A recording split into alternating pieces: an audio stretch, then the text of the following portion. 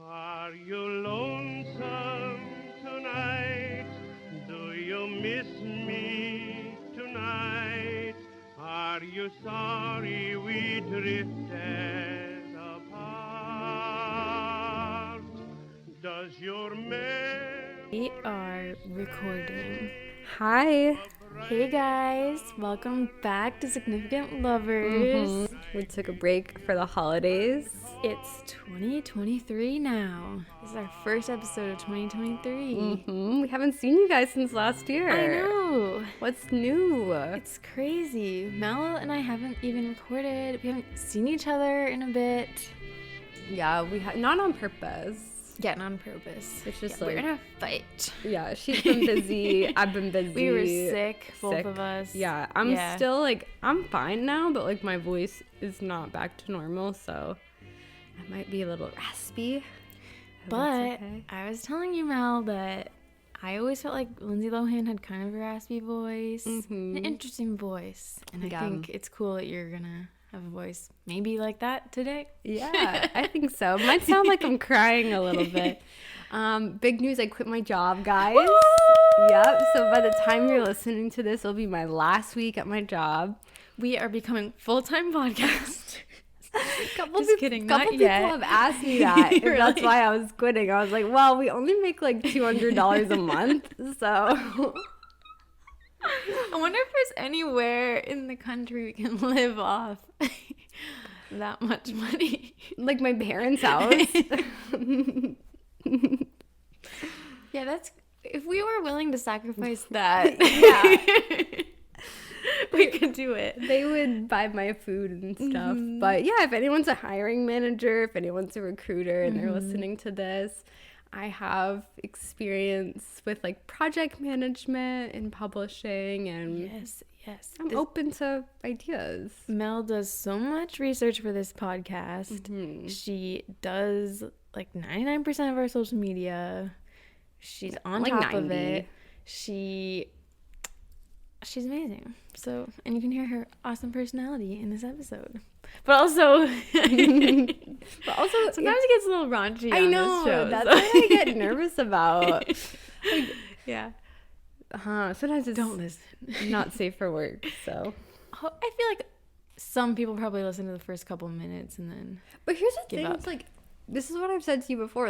Everybody has that side of their person. Not everybody, but it's everybody logs off and they're somebody else. That's so it's true. it's not like I'm in my corporate self all the time. Yeah. So that's so true, Mel. I was thinking, since it is our first episode of the new year, it's kind of like a new season of the podcast. I was thinking maybe at the end of the episode we could just quickly talk about our favorite episode so far. Yeah, that'd be great. Least favorite that we hosted maybe. yeah, that'd be great. Stuff like that. But at the end. So yeah, we are cousins, Mel and Kel. I'm Kel. That's Mel. And if this is your first episode, welcome. The people upstairs are moving furniture around. Wow. Yeah. You might hear that. We're in New York, so there's apartments, and we're trying a different room today, though, to record. Yeah. So, should we get into it? Yeah, let's go. So, today we're talking about Lindsay Lohan and Samantha Ronson. Who's that? Well, Lindsay Lohan is an American actress, and Samantha Ronson is a musician and DJ. And I have to tell you guys something. Yeah, isn't this crazy? This is crazy, guys. Isn't this crazy? I haven't said it yet. Buckle up. I think some of you might not even believe this. Yeah. But I swear on my life, I swear on Mel's life, I swear on my cat's life. You can ask Charlie, my boyfriend, look him up. He was there. I swear this happened. So I have been doing research on Lindsay and Samantha for the past month or whatever. And this was the next episode that we were going to record for the podcast. And I recently went to upstate New York with my boyfriend Charlie, and we went to this random farm stand outside of Hudson, New York. It was literally just on a whim. We pulled over just to take a picture of the sign because it was like really old fashioned and cute. But then we were like, oh, should we go inside? I don't know. I don't really need anything, but whatever. Like, yeah, we could go in. So we went to this farm stand. We were the only people there. And then in walks, I swear to God, Samantha Ronson. That is so crazy. What are the odds? Like, I know. Of all the places in the world. I know. The exact time that you were there. Yeah. She walks in. So you just saw her walk in? Yeah, I just saw her walk in. Did your jaw like I drop? thought I was gonna die.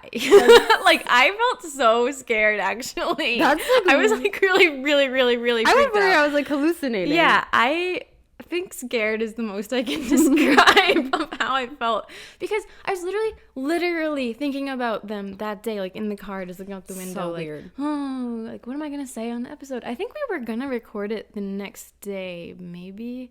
I can't remember. Yeah, we were. Yeah, But then maybe you were sick. You were or I sick. was sick. You were, Yeah. yeah. I don't know. So we were literally gonna record it the next day, and it was just freaky to me. Like, we're researching this couple, and then I see her. Like, what are the odds? And it wasn't even like in New York City or LA at, like, you know, a club, like where you might expect to see someone like that. It was just this little small farm stand, you know. it's so weird. It was her. She walked in. She had short bleached blonde hair. She was wearing skinny jeans and like sneakers. And oh my God, I still can't believe. Didn't you think about saying something to her? Charlie said you should say something to her. Yeah, so I didn't say anything, and I'm kind of ashamed that I didn't. Don't but feel I felt bad. scared and really freaked out by like the coincidence, and just I felt like I would be overwhelmed. Yeah. I couldn't believe this was happening, and I'm sure people don't walk up to her that often. yeah. She's not like that famous. Yeah. So, yeah, I was just kind of observing, and I was just pretending to look at some cheese, and then I kept looking at her, and she like made eye contact with me. Yeah, and this is what happened. This is what I observed. She got some cider donuts. She went up to the cashier and said like, "Gotta get them" or something. Oh. And then he said something back, and then she was like, "Where do you guys get these? Where are they baked?" And then he said, and then that was basically it. Yeah, I like her curiosity. Yeah, I know. She seemed really friendly. I feel so geeky right now. Imagine if you just walked up to her and you're like, "Hey, this is really weird, but I'm currently researching you. I've been researching you, and I have a few questions if you wanted to answer them." How did you and Lindsay meet? Because I couldn't figure that out. Yeah. No, oh my gosh. Samantha, if you're listening, I'm sorry. This is creepy. No, she walked in. You were already there. Well, it's creepy She that- might be stalking you. Oh. No, but I do feel creepy that I was like, oh my God, But, like observing okay. her, and I was currently researching her. Are you so it guys was weird. freaked out though? Like, there's been so many weird coincidences with this podcast. It's insane. This is why I do think there's a higher power. I know. really do, because No. Oh.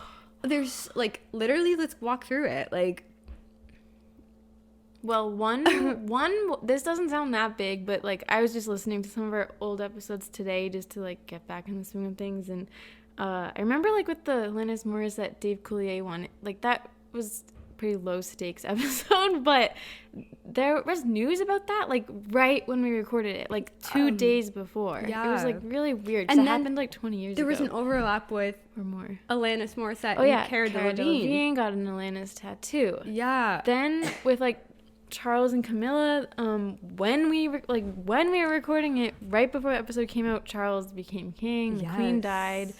What else? And you were not going to record the Oh yeah, Jason Sudeikis one. And then like 2 weeks later, the whole nanny stuff came out. all that shit came out. Yeah, I kind of canceled that idea, and then Yeah. it's just crazy. So weird. This is like, and to me, that's like a sign from like God, if you believe in that, or like the universe, that like this is the episode that you were supposed to cover. You know? Yeah. It's just crazy. I don't know. Like if you're thinking a lot about someone, it's weird that they just show up in your life, especially someone that you've never even met You before. manifested it. That's manifesting. Well, I don't know. You're gonna see Lindsay. That'd be crazy. That would be scarier. That would be freaky to see Lindsay Lohan in public. Yeah, I can't believe it. When I got home, I stayed up way too late reading all these articles about like coincidences, and there have been, I feel like I've had a couple other coincidences in my life, but there's been some crazy coincidences throughout human history, and it's like, wow, I do feel like everything is connected. I want to look into that. That's really interesting. Yeah, it is. I totally believe in signs. Me too. There's been so many crazy things, like twins separated at birth, that they like live the same life basically. Yeah. Or, like, you know, there's just all these crazy coincidences that scare me but amaze me too. And I don't know, this was just I was so freaked out. I honestly felt like there was like my life before this happened and after. Yeah, you like, said that. It was like, honestly, I feel like that was like, I don't know, like a revelation. It was like that, like wow, okay, God exists. Yeah, like this is crazy. So thank you, Samantha. Yeah, you restored Kelly's faith. She seems okay. I'm gonna get into the relationship. And Samantha, I hope you're not listening. I feel bad that... No, why? You're not going to say anything bad about it, I are know. you? It's just, you know, getting into her personal life. And it'd be so weird to listen to a podcast about myself Yeah. in a relationship. Oh my God. Probably so many things would be like, that's not true. Yeah. But I just gotta say, I know that Lindsay Lohan, pretty much everyone knows who she is. Samantha Ronson, I didn't really know much about her before this, but I love her. I love that. She is so cool. I think, and just seeing her in real life, it was like 10 seconds, not 10 seconds. It was like a minute, but she seemed really cool and nice. So she's a DJ, right? Mm-hmm. Yeah. She's a DJ, yeah. So, yeah, do you remember when Lindsay Lohan and Samantha Ronson dated? And I feel like it was like not a big deal, which is like kind of surprising for that time period. Like I feel like people just were really accepting, as they should be, but like people weren't like, oh wow, like Lindsay's gay, like no one really like cared, you know. I think not everybody was that accepting based on my research. Really? But yeah, when the way I remember it is because we were like in middle school. Yeah, I remember being like a little confused because I don't know, I just think back then I didn't fully understand like people being bisexual or whatever, and I was like, wait, what? But my perception of it is because that was like the height of Lindsay's like partying era too. So like my perception of it though was like that they were bad influences for each other. Yeah, we'll get into that. It's been interesting. I've been telling some people that this is the episode I'm doing next, and some people like our age don't remember that they ever dated. Oh really? Like, what? My mom remembers though, so yeah. I wonder if my mom does. Yeah. I feel like Lindsay's life was so chaotic that back then. It was so like, chaotic. Her dating life was like the least of anyone's like interests. Literally, that's what Samantha said one time really? in the interview. No I was skipping way. ahead. She said that, like, I'm gonna mess it up, but she said something like that everything in her life was so crazy that possibly being gay or whatever was like the least crazy thing. Yeah, that's so funny. Yeah, Lindsay Lohan, oh my gosh. She has been kind of out of the spotlight for like the past decade, I would say. She's like popped in and out. Yeah, but she recently holiday movie. Yeah, she just came out with this new Christmas movie. I watched it. Did you watch it? Not yet. I wasn't gonna watch it, but I heard this music playing in the other room, and this Christmas music. I was like, what the heck is that? And he was watching it by himself. So I'm like, what the hell? So I sat down and watched it. It's cute. It's not the best movie. Those movies never are. But it's like, it's cool to see her again. I don't know. I really liked her when I was young. I think we both did. Oh, we loved her. Yeah. I used to see every single Lindsay Lohan movie. We loved Mean Girls, Parent Trap, Freaky Friday, Herbie Fully Loaded. Yeah. Your boyfriend said that was the most iconic Lindsay Lohan movie. Yeah. You were like, no. Okay, that's just, I think it's a fact, is not. It's not. Yeah, I think that's factually inaccurate. Confessions of a Teenage Drama Queen. That one's good. Fully Loaded. Yeah, I even saw like Just My Luck. Remember I've seen that one. Get a Clue. One more. I think there's one more. Did you say Freaky Friday already? Yeah. One more. I didn't see Georgia Rules. Me neither. I haven't seen that. She was in one, I don't think I ever saw it, called... Okay, now I forget Like what it's Liz called. and Dick? Oh, yeah, she was in Liz and Dick, and she was in one... I forget the title, but she, like, pretends to be pregnant. Oh, yes. Oh, Labor Pains, I think it's called. Yeah. Wait, Yeah. did we say Life Size? No. That's a good one. Oh, yeah. I can't find that movie anywhere to stream. Yeah, that's interesting. I Yeah. feel like that didn't even come up in my research at all. But I guess I was doing, like, when she was older. Yeah, so I guess it's time to get into the romance and the drama. And Samantha, I hope you're not listening. Yeah, this couple, I think, is the craziest couple I have covered so far. Really? Yeah. I think we have a lot to learn. We are talking broken windows, stalking, jail time. Oh, no. It's crazy. Yeah. What are your 3 words? My 3 words I came up with, if I had to describe Lindsay and Samantha in 3 words, it would be dramatic, sweet, and turbulent. Okay.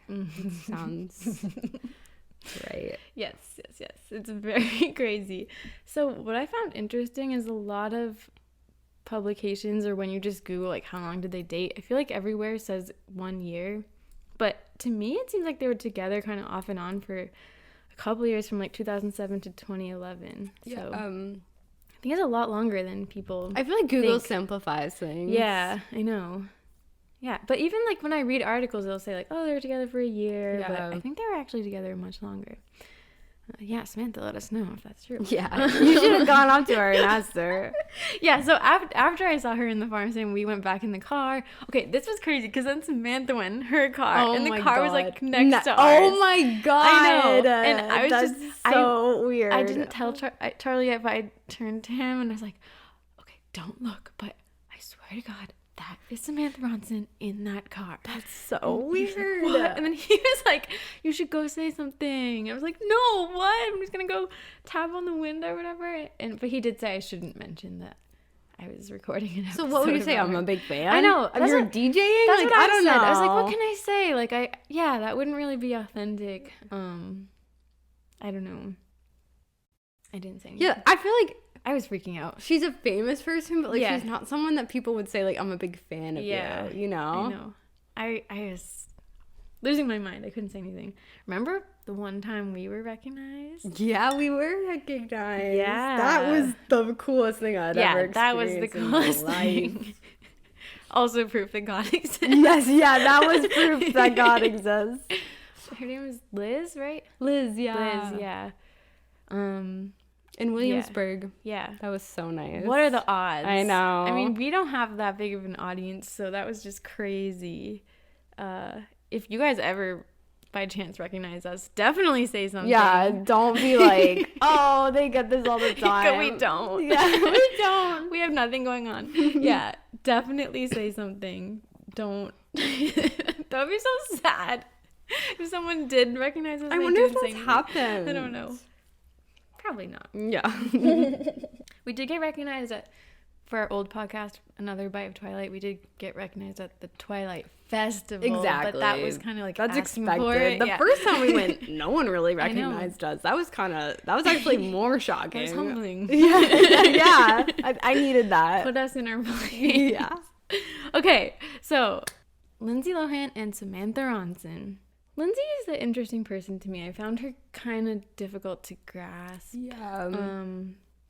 She seems like a bubbly, flirty, and funny person, but I also think that just after watching all these interviews with her and things, it seems like fame's made her pretty private, and she often like shuts down at certain questions or won't answer things. Not in a mean way. It seems like she's like developed boundaries in recent years. Yeah, she needs that. Yeah.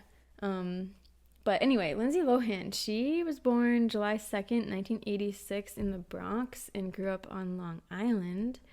And her father, Michael Lohan, apparently was also a former child actor, but I couldn't even find... I didn't know that. Yeah, but I couldn't find anything about what he was in, so question mark. But he had many different careers. He owned a pasta restaurant, and he worked as a trader on Wall Street. I guess her mom, Dina Lohan, anyone remember Yeah, I remember. I guess she used to be a Rockette, and she also worked on Wall Street, and later she became Lindsay's manager.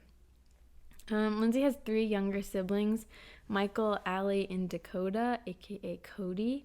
And Dakota is about like 10 years younger than Lindsay, and she seems really close to Allie, her sister. And I randomly looked up Dakota, I don't know why, and he posts lots of pictures with Lindsay, and he seems really sweet. He's always saying things like, Lindsay's like my best friend for life. I never smile more than when I'm with you. Is he a half sibling or a full sibling? Full sibling. Wow. Yeah. So it's cute. And this is also really random and not like a fact, but just an observation. I just feel like her siblings all have like dark eyes and dark eyebrows, except for her. Yeah, her brother Michael was in The Parent Trap. Yeah. The boy that's like, I thought this was a girls' camp. Yeah. I just think they look like a beautiful family. But they got their problems though. Yes, that's what I was about to say. But they have a lot of issues, or at least they did at the time. Her parents divorced in 2007, which is right around the time when her relationship with Samantha started. And her father, Michael Lohan, was imprisoned for insider trading. And he served another year for violating probation, which is something that, spoiler, Lindsay ends up serving time for herself. Like father, like daughter. Yeah. And he was also arrested for attempted assault on her brother Michael Jr. Oh, that's bad. And it's alleged that her father sold stories about her to tabloids. Oh my which is God. just tragic. Yeah, she has that music video, like Confessions. Yeah. What's it called? Like, I can't, it's something about like father. yeah. daughter. It's like, it's sad. It's in the title. Yeah. Yeah. It's For so the love sad. of a daughter. Yeah, So I don't know. It's so sad. There's a lot of news stories about the dad. Like, he had a lot of issues. Yeah. Getting arrested and yeah, but I can't get into the whole thing because you could do like a whole episode about the parents. But it's really, really sad. I feel like she didn't have a good support system. Yeah. And I've heard things about like her mom also like being her manager, but kind of, you know, using Lindsay. I mean, she was a child actor. Yeah. And she would have really bad fights with her mom too. And one time they even fought so badly that 911 was called on them. So I'm really weary of like any parents who put their kids into show business because Mm-hmm. I feel like you're just like setting them up to be I know. abused. Yeah, it makes me sad because I feel like Lindsay didn't really stand a chance to, you know, have a normal adolescence and, you know, have a healthy relationship to things like alcohol because her parents were just so crazy and using her, and she probably had no one to really trust. It's sad. It is really sad. So yeah, as a kid, she started in print and TV ads. When she was 12 years old, she played both leads in The Parent Trap. I haven't watched that in forever. I think I watched it last year. It's so good. I want to rewatch it. Yeah, I mean, she really proved to be a great actress at a young age. In 2003, at age 17, she was the star of Freaky Friday, and that's around that time she dated Aaron Carter. Oh, yes. Rest in peace. But I thought it was funny. I read that she dated Aaron Carter after he dated Hillary Duff and supposedly got bored of her. Yeah, there was a whole feud with Lindsay and Hillary. Yeah. She made fun of Hillary on SNL. Oh my God. I remember watching it like live at the time. Yeah, she seemed to have some feuds with people. Yeah. 2004, she was in Mean Girls. I would say my most iconic role. Not her I think Fully so. Loaded, but and it's also when she released her album Speak with the song Rumors. Love Rumors. You can see. Wait, how does it go? It's like, I'm tired of rumors started. I'm sick of being followed. I'm tired of people lying, saying what they want about me. Why don't they back up off me? Why can't they let me live? Just wanna do it my way. Take this for just what it is. I remember dancing I love to that. that. 2004, so like I was in 4th grade, I think, in the gym at my elementary school. I remember walking into this like social, Yeah. or I don't even know what it was called because the parents were there too, but feeling so cool. I literally loved that album. Me so too. much. Like, she should have continued on with her music career.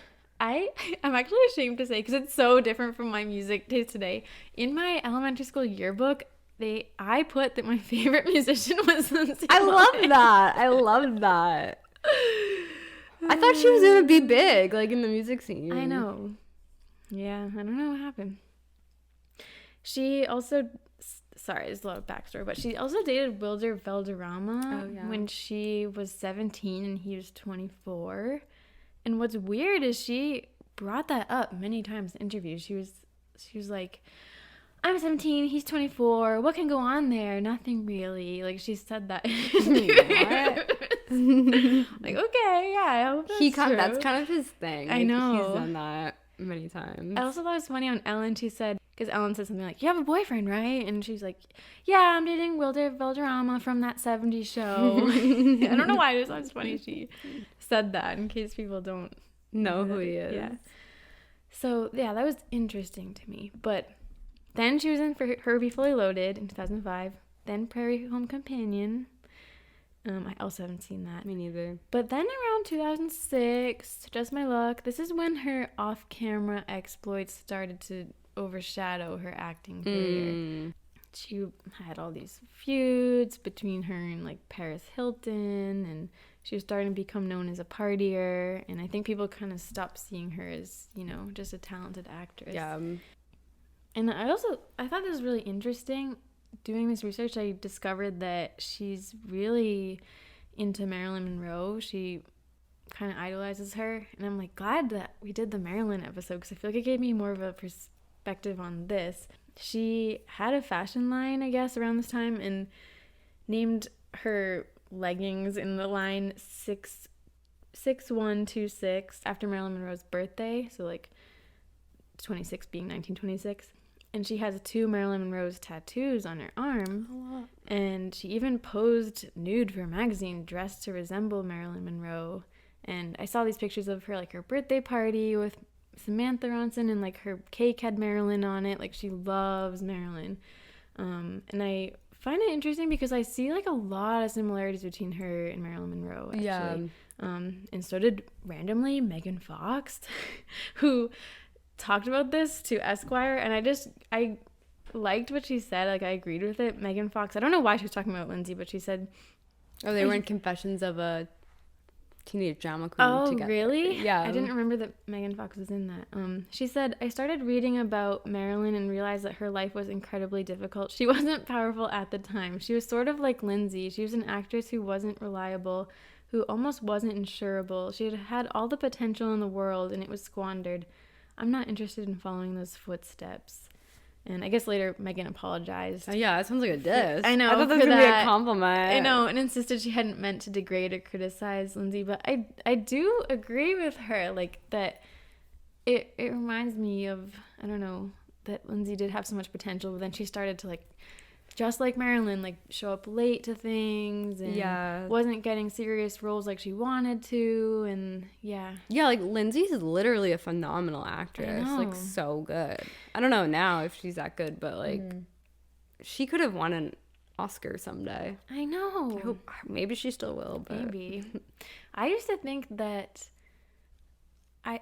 I don't know why Hollywood is this way, but I feel like they kind of act like you can only have like one of a certain type at a certain time, you know what I mean? Yeah. And I remember thinking that Emma Stone kind of like replaced Lindsay Lohan. Oh my god, that's so true. You know? That's so true. Because she was in like The House Bunny and then like Easy A. I feel like Easy A could have been like a Lindsay movie. Yeah. And then Emma became more like of a serious actress, which I think Lindsay always wanted to do.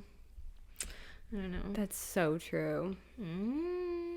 But yeah, I even felt like with the Marilyn thing, this sounds bad, but I don't mean it in a bad way, that I kind of see Samantha as kind of like a Joe DiMaggio in a way. Not in the hitting way. Yeah. But in just that Samantha is more quiet and like reserved and I don't know, uncomfortable with attention, also older than Lindsay and like always there for her. Oh, she's older? Oh, she looks younger.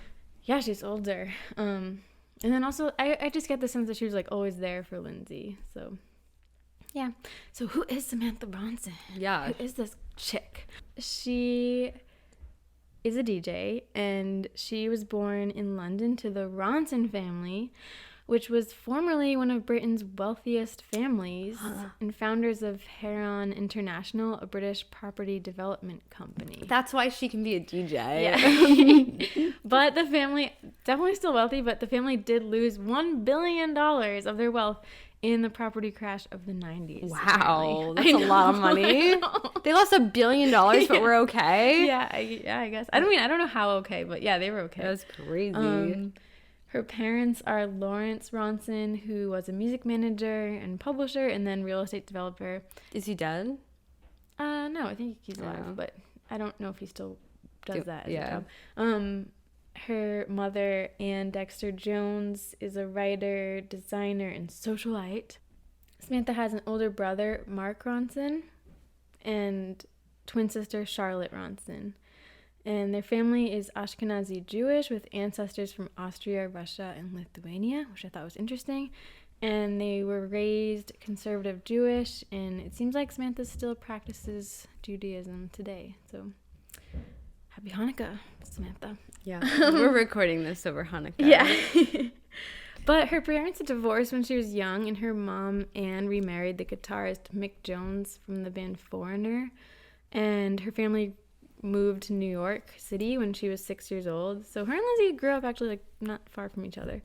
Mick Jones, her mom's new husband, already had 2 kids. So now she had 2 siblings. Then Anne and Mick had 2 more kids. So now she has 2 new half-siblings. Then her dad remarried and had 3 more kids. I always feel bad for people when that happens. So now there's 10 kids. That's a lot. I know. While growing up in New York, Mark Ronson became childhood friends with Sean Lennon. Wow. Who we mentioned on this show before. And I think, do you know the name Mark Ronson? Yes, I was going to say that sounds very familiar. He is a really successful musician. Yeah. Like, he is... that's her brother. Yeah, that's her brother, her older brother. I was going to ask if that was her brother. He's won 7 Grammys, including Producer of the Year for Amy Winehouse's album Back to Black. His song, Uptown Funk, you probably know. Yeah. That's actually his song, not Bruno Mars. It's like Uptown Funk featuring Bruno Mars. That's a really, that's a classic. I know. Yeah, he did Amy Winehouse's whole album with her, like Rehab, and that song, like Valerie, that's his song actually. What? Yeah, and he also won an Academy Award and Golden Globes for writing the songs for A Star Is Born, like Shallow. Are you serious? Yeah, and he's done like so many people's records. Like he did Lily Allen. I didn't know that was her brother. Yeah, that's her brother. Wow, I know. That's crazy. He's done everybody. Like you Lily could have gone Allen. up to her and said, "Oh, I'm a big fan of your brother." Would that be offensive? Yeah, maybe. I don't know. I could have said something, but I was just too shy. I don't blame you. I'm ashamed of myself. No, what do you say? Like, I don't know. Yeah. Yeah, but he's insanely successful, so that's interesting. And then her twin sister Charlotte is like a fashion designer too. Wow, talented family. So Samantha said that she was a loner as a kid, and she had most of her friends from her twin sister Charlotte, and she does seem like a quirky, quiet type of person. Like just watching interviews with her and stuff, she seems to have like a really sarcastic, dry sense of humor, and she collects toys and vintage t-shirts and yeah, she seems really quirky, and she writes like lyrics and poems and stuff, and yeah, so I can believe that she was like a loner as a kid. Sometimes I feel like when people say stuff like that, I'm like, is that true? Yeah. Oh my god. Yeah, like Kendall Jenner says stuff like that. Like, I was bullied. Bitch, shut up. Yeah. You're probably popular. Yeah. So she went on to play guitar and DJ, like following her brother's footsteps. She actually went to the Chapin School on the Upper East Side, which is very prestigious, kind of like Gwyneth Paltrow-esque, but she definitely grew up to have like a different vibe from Gwyneth. She studied creative writing and philosophy at NYU. She became a full-time DJ for a living and has DJ'd actually really high-profile events like the New Year's Eve celebration in Times Square, the Super Bowl, Sundance and Cannes Film Festival, AMAs and VMAs, so yeah. She also sings and plays guitar too, and she's been in 2 bands, one Samantha Ronson and the Undertakers and Ocean Park Standoff, and you might know this song by her that was on the Mean Girls soundtrack. Built This Way. Odds? Wait, what's it called? Built This Way. Built This Way? I'm gonna play it. Wait. I used to listen to this.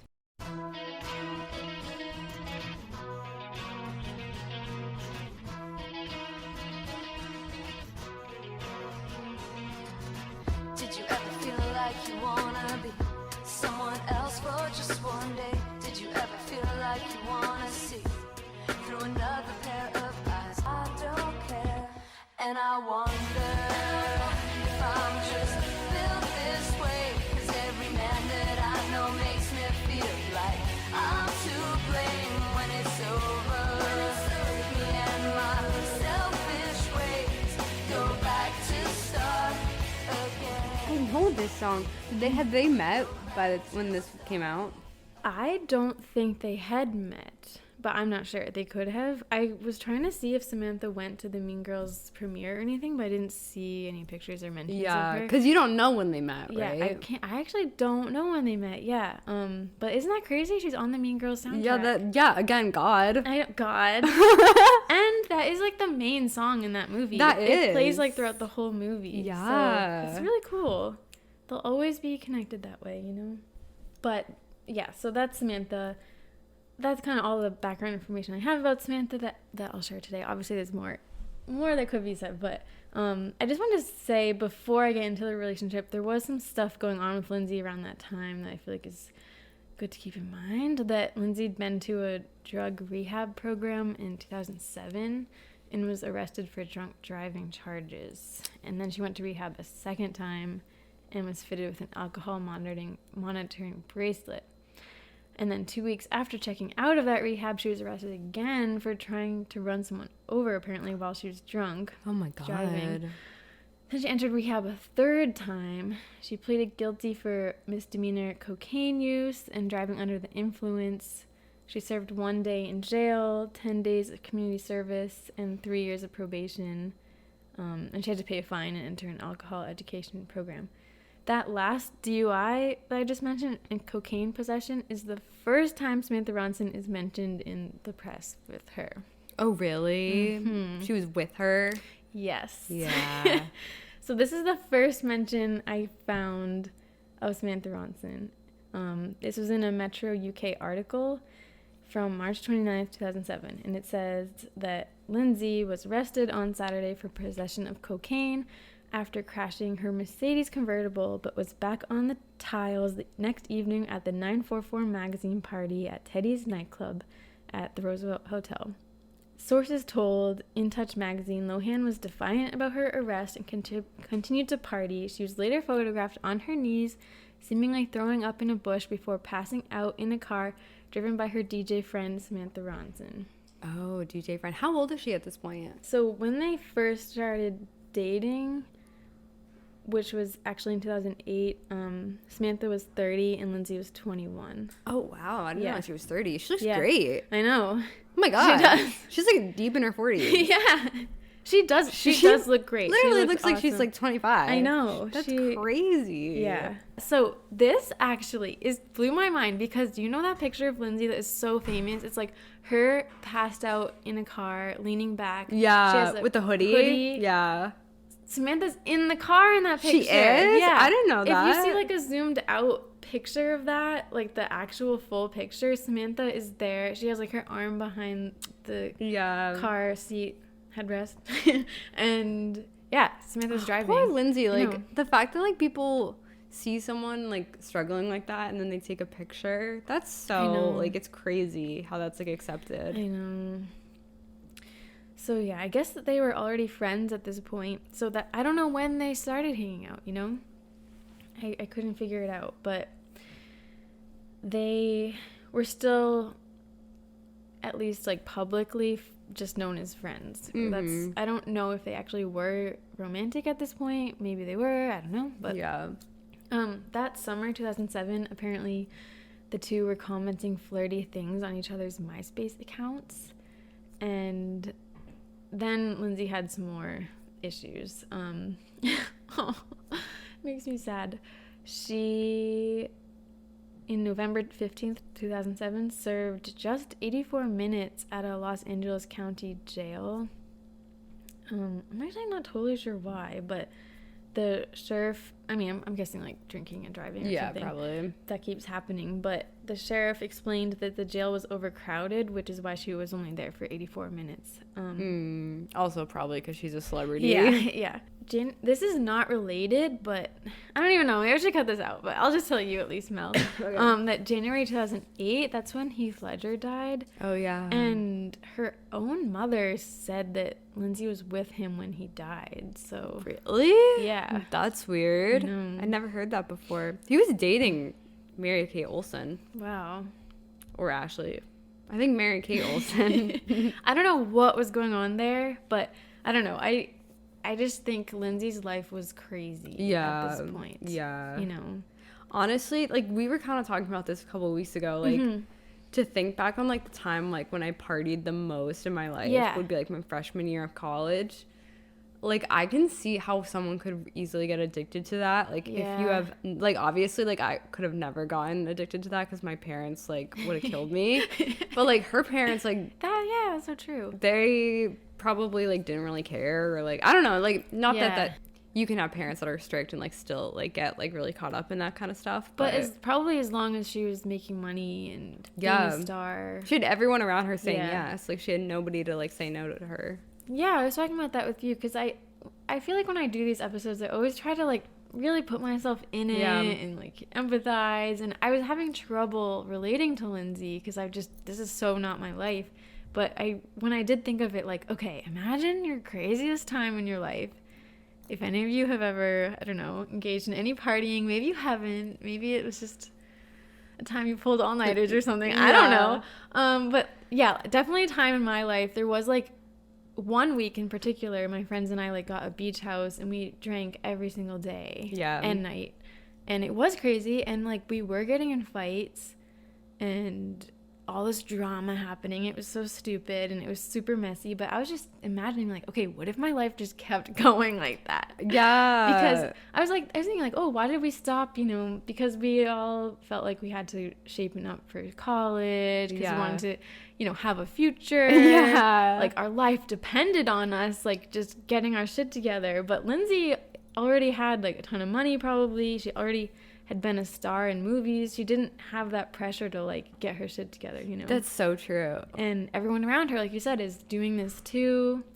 And I feel like with actors, like, she works on a movie for, like, a couple months, and then she just has a couple months of, like, nothing. No structure in her life. No structure. And she's so popular. Everybody wants to hang out with Lindsay. So everybody is, like, inviting her to parties. Yeah. I mean, if you go to parties every day, I think it can be really hard to go to parties sober. So I can see just drinking every day. I really struggle to go to parties sober even now. Yeah, it's hard. So I don't know. When I thought about it that way, I was like, I guess I can see how. Yeah, and it's an escape. Like, especially like it's I mean, it's rooted in alcoholism, obviously. Like, if you, like, need that as an escape from reality, like, it's more acceptable, obviously, to be drunk at a party than to be, like, drunk by yourself. So yeah, so true. When I've had, like, a really good party, like a really, really good party, I think the next day I want to do that every minute of my life. Yeah, like, I wish I could just be partying 24/7. She probably went to pretty awesome parties.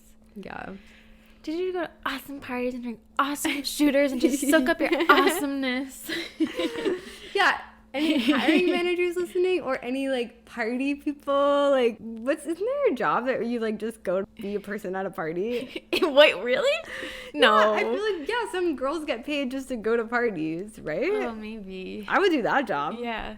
I mean, there are people whose jobs is to be, like, kind of what do you call that? Those guys that basically just bring girls to clubs and, like, serve drinks and stuff. Oh, you know yeah, what I mean? yeah. What do they call that? Promoters? Yeah, promoter. Yeah. Yeah, it's a lifestyle, and Lindsay was in it at this point. Okay, we have another mention of Samantha Ronson, the friend. Okay, this is April 14th, 2008. People magazine. The headline is Lindsay Lohan's BFF weekend with Samantha Ronson.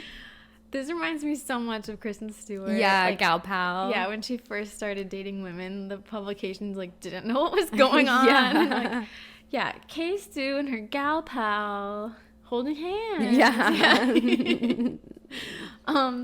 Okay, so the article says, girls just want to have fun, and Lindsay Lohan is no exception. The 21-year-old actress, who was sued last week by a former bodyguard, spent the weekend hitting the hottest clubs in LA with her good pal, DJ Samantha Ronson. The duo got a jump start on the weekend Thursday night when they hit the upstairs VIP area of Goa. Lohan, who has said she's back on track after her stints in rehab, bopped to the music as Ronson spun in the DJ booth. Lohan was obviously having a good time, dancing very sexy, says an onlooker. She was quite the center of attention. The next night, it was all about foxtail. Lohan sat at a table near the dance floor, nursing a bottle of Voss, while Ronson worked the room saying hello to friends. Later, they snuck a few cigarettes at their indoor table. And finally, to round out the weekend, they hit Teddy's at the Hollywood Roosevelt Hotel on Saturday. Ronson headed back to the DJ booth while Lohan, in a black tank dress and black boots, chatted with friends at a nearby table. The actors kept things low-key but perked up noticeably when Ronson spun Madonna and Justin Timberlake's new single, 4 Minutes. And later, during Mariah Carey's Touch My Body, Ronson threw her arms around Lohan and the two moved to the music. Sweet. I'm wondering if they met maybe because Samantha DJ'd at all these clubs. Yeah, that makes sense. Yeah, maybe. I don't know. That's a lot, though. That's like 3 days in a row of partying. Yeah. Jeez. I know. We should go to one of these parties. Are these in New York? Or no, these are LA. These are LA, but Yeah. they do spend time in New York, too. Yeah. I wonder if this is all outdated because it's 2008, but I'm like, ooh, seems like everyone goes to Teddy's. Yeah. I don't know if they still do, but okay. This is May 23rd, 2008. This is when it first comes out that there's like more than friendship going on.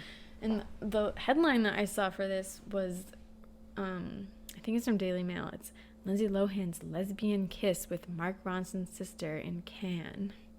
I feel like today that would not happen. That would not be the way that you phrased that. Yeah. So it said that Lindsay and Samantha were seen kissing, crazy, on P. Diddy's party yacht in Cannes with pictures. And they did look, in the pictures, they do look really happy and smiley, holding hands. And the article called Samantha her girlfriend in quotations and DJ friend. Yeah, so it seemed like they were still, like, skeptical. Yeah. The press, like, what's going on here? And you see a lot of that, like, the weird terms. I almost feel like because she's partying so much, people are being like, oh, well, she's making out with a woman. Like, that's what girls do when they're drunk. Yeah. I think that's true. I think I saw articles like that. May 29th, so a couple days later, Samantha and Lindsay were seen in New York together, and they were getting lunch with Lindsay's sister Allie, and they looked really giggly and happy, and sources were saying that they'd been together for about a year at this point. So That's interesting. a good chunk of time. Yeah.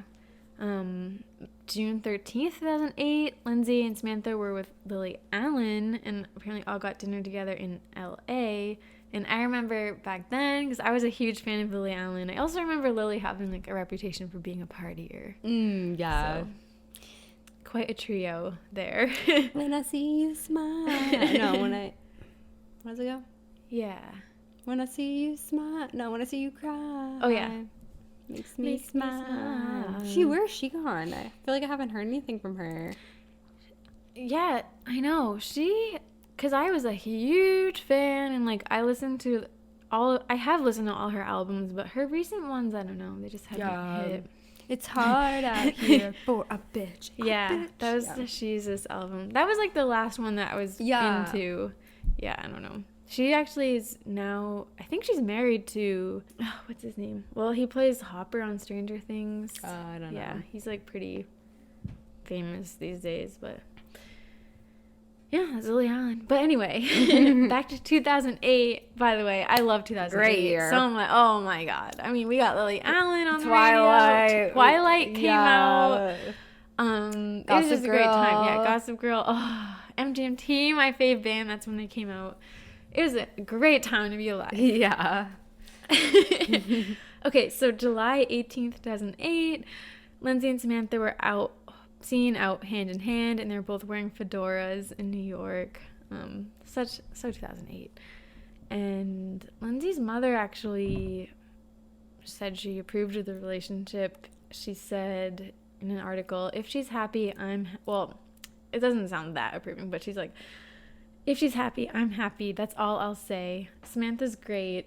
I've known her and her family for 10 years. Samantha is an angel. Oh, so they might go even further back. Maybe, yeah. And I gotta say, I was shipping them. Like, all these pictures, they look so cute. Yeah. I don't know. Lindsay looks so happy, and it's cute to see Samantha. Because I feel like Samantha often seems a little serious. Mm-hmm. So whenever you see a picture of her smiling with Lindsay, it's just so cute. But New York Magazine ran an article called The Diminishing Returns of Faux Lesbianism, claiming that Lindsay was faking it. Really? Who are they to say? It's kind of not their place, right? There was like actually... Although she later did say that. I know. Not Well, to she didn't spoil. say she faked it, Yeah. but there were a bunch of articles saying like that she was doing it for attention or whatever. Have you ever thought someone was faking being gay for attention?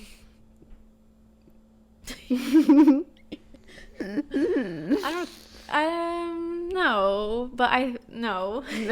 What? No, I'm just trying to think myself. Like, I feel like there's like maybe once I did think that, but I can't think of a particular incident. Yeah. No, I don't think I've... I think some people do. Like, no, I'm not gonna, it's not my place to say anyone's Yeah. faking it, but some people definitely, like, especially when I was in college, exaggerate it. I think I've known some people, I don't think they were faking it, but they just like tried it. No, yeah, that's Oh. not what I'm talking about. Oh, what are you talking about? Just like people who would like, I guess what you call nowadays queer baiting, Oh, because okay, they yeah, want to yeah, like, they want to be like Yeah, okay, yeah. considered it, but like they're, it's not my place, but Yeah. like, I know what you mean. Like someone that had maybe like once a same-sex encounter and then they just like keep bringing it up. I mean, I feel or, like I kind of did that in college because I would, Really? well, I just like hated. Let me say. I feel like I would just like make jokes all the time about like, oh, like I'll just become a lesbian, but like, Oh, yeah. But you didn't mean it. but I didn't mean it. I'm like, no, I'm pretty straight. Actually, But I don't think anyone would be in a relationship with somebody No, exactly. faking it. So. Exactly. This is kind of offensive. No, I get what you're Cut it saying. out. No. But I mean, it's a good question to ask. It's like a lot of articles were saying she was faking it. It's like, wait, does anyone actually do that? Yeah.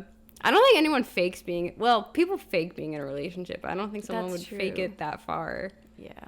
I really like in the podcast when we ask these like philosophical questions. Yeah. I mean, we gotta wonder. They're saying it. Like, Yeah. do people do it? Maybe. But I don't know. I mean, we don't know what Lindsay thought at the time, but I don't think it was fake at all. Definitely not. Because it just gets so crazy. July 28th, 2008, Lindsay was apparently hit by a motorbike during a night What? out with Samantha in New York and was taken to the hospital. As a like pedestrian? I think so. Actually, you know what? I don't know. I'm not sure how. I don't think it was serious, but I think it's again like, oh, crazy night. Yeah. Like, got hit by a motorbike. And that same month, Samantha posted a pic of the two of them kissing on her MySpace page. Oh.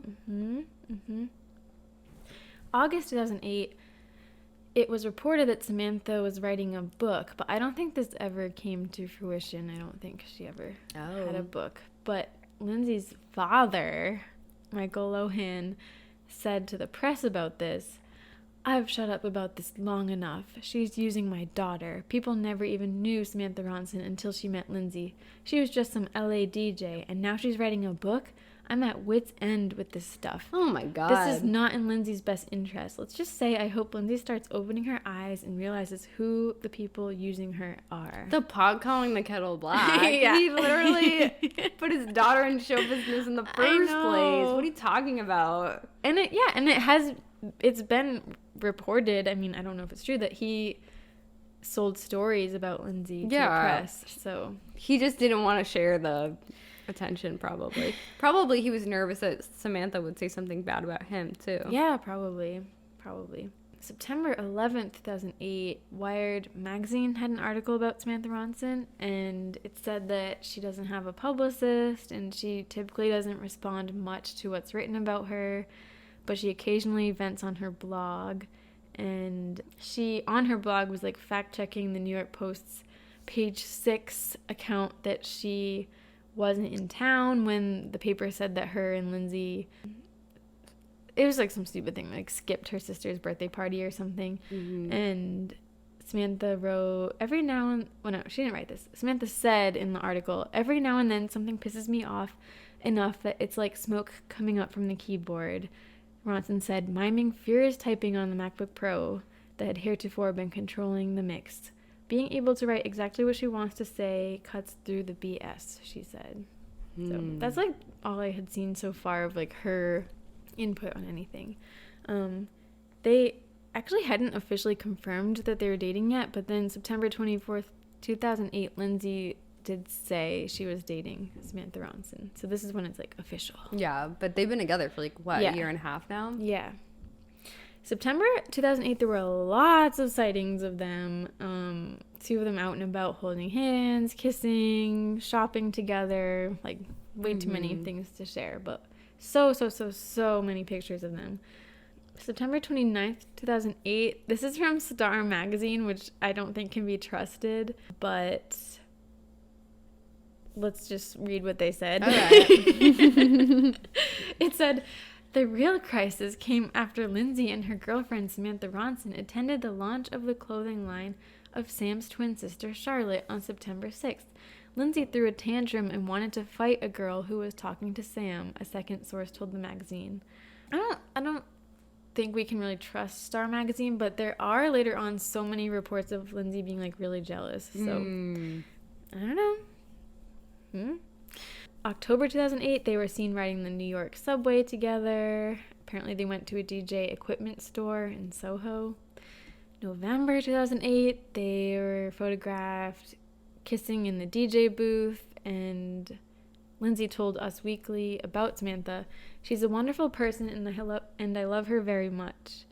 And she also said, I was going to clubs all the time and it was not okay. I was so alone. I'm a different person now. I'm happy. And when asked if she considers herself bisexual, she said, maybe, yeah. And then answered no when asked if she was a lesbian. And she said, I don't want to classify myself. First of all, you never know what's going to happen tomorrow, in a month, a year from now, 5 years from now.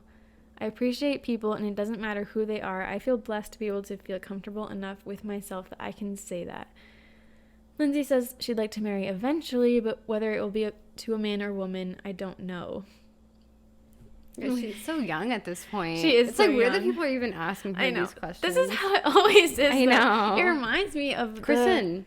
Yes, Yeah. but no, I was going to say it reminds me of Zach and Vanessa. Oh, yeah. They were like 22. Like, because also Zach was saying, he would also ask things like this, and he answered kind of similar, being like, I don't know what's going to happen. yeah, it's true. For some reason, I feel like it's more douchey coming from a guy. I know. But I don't know. I don't know what Samantha thought was going to happen from their relationship. Maybe she did think it was just a fun thing, but that would be kind of weird to hear. She says, like, you never know what's going to happen tomorrow, in a month, a year from now, 5 years from now. Kind of implying, like, she could be with a man someday. Yeah, that's true. Yeah, that's so true. You Because know? if you were really in love, you'd be like, I'm not even thinking about the next person I'm going to be with. Yeah. I mean, it is the reality of the situation that you really, truly never know what's going to happen. But you're not supposed to say that if you're in love. You're right. That probably is the reality, but it is odd to say it. Yeah. Like, oh, this, It's serving me for now. Yeah, it's serving me. It's serving me right now. Yeah. If I was dating someone, like madly in love with someone, Yeah. and they said, this is serving me right now. Tomorrow, I don't know. I would freak I would out. throw up. I Yeah. would throw up. I would lose it. I would act the way Lindsay acts later in this episode. Also, November 2008, Samantha and Lindsay were in Paris, and a PETA activist threw flour at Lindsay. For wearing fur. Well, she actually wasn't wearing it right then, but the person that threw it at her was like, she's a fur hag. What do you think about people who do that? Before I answer, Lindsay then exclaims, "Oh my god!" It's just so funny to like hear her voice. I don't know. That's kind of funny. What do I think of people? I don't know. I don't know, Mel, what I think about that. I feel like I don't have an opinion. I mean, it's like, I don't wear fur. Mm-hmm. Mostly because I can't afford it. Or leather. Yeah. But like, I think it's a waste of money to spend money on that. I don't think animals should be killed for accessories. But I eat meat, so. I get their cause, and I think that's nice, but I also don't like harassing people. So I'm not sure how I feel about it. I feel like it's kind of effective. Like, I feel like if you're a celebrity Yeah. and that happens to you, you would think twice about wearing it again. And I feel like, especially if you have a lot of influence, that could help you. But am I correct? I don't know the vibes, what people think about the vibes right now, but I feel like PETA was much bigger in 2008. People don't like PETA. I think PETA is like bad. Really, why? I don't know why. I just remember 2008 PETA was a lot stronger presence. Like, I remember my friends wearing PETA shirts and stuff. Yeah, and, I think they like do animal abuse. I don't know like in what regard. They were called out as hypocrites. I don't know. But yeah, that happened, and Samantha was there when that happened. Oh my god. Oh my god. Yeah. And the girls are like, she's a fur hag. And then she runs away. Scary. Yeah. That would be very embarrassing, but I don't know. But you're gonna be fine. Yeah, you're gonna just be fine. powder. I do think secondhand fur is fine Yeah, I agree. to buy. You're not Or supporting leather. the industry. Yeah. I agree. Yeah. It's already out there. Yeah. And, I mean, it's better for the environment. Exactly. Rather than get some plastic faux fur thing. That's so true. You know? But what if like that supports the industry because people buy it and then but no, I You're agree right. though. You're right. If someone was wearing like it was like Nikki Reed in that episode that we did for the Twilight podcast. Yeah. She said that she had like a good pair of leather boots and like she like didn't support wearing Yeah. leather and fur, but like she'd already had them. Was she gonna throw them away? Yeah. I know. That wouldn't be good. November 21st, 2008. Just back into the story. Yeah. This is according to the New York Post.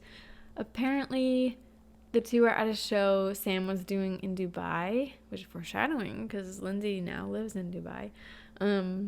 Lindsay walked up to the DJ booth and screamed, "How many more songs? How long is it going to take for you to pack up?"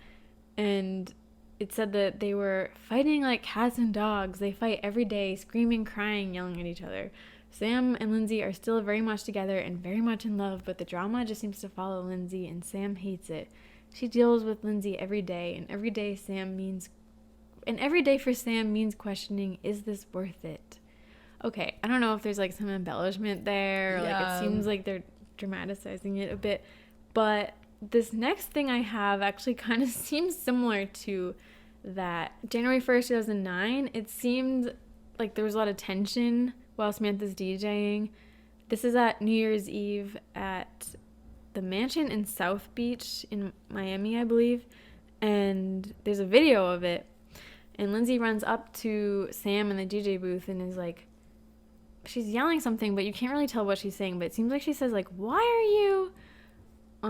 some people think she says, why are you playing this? Because the song playing is Womanizer by Britney Spears. Oh, is she feuding with Britney? I think she may have been. And there were reports that she had a crazy fight yelling later.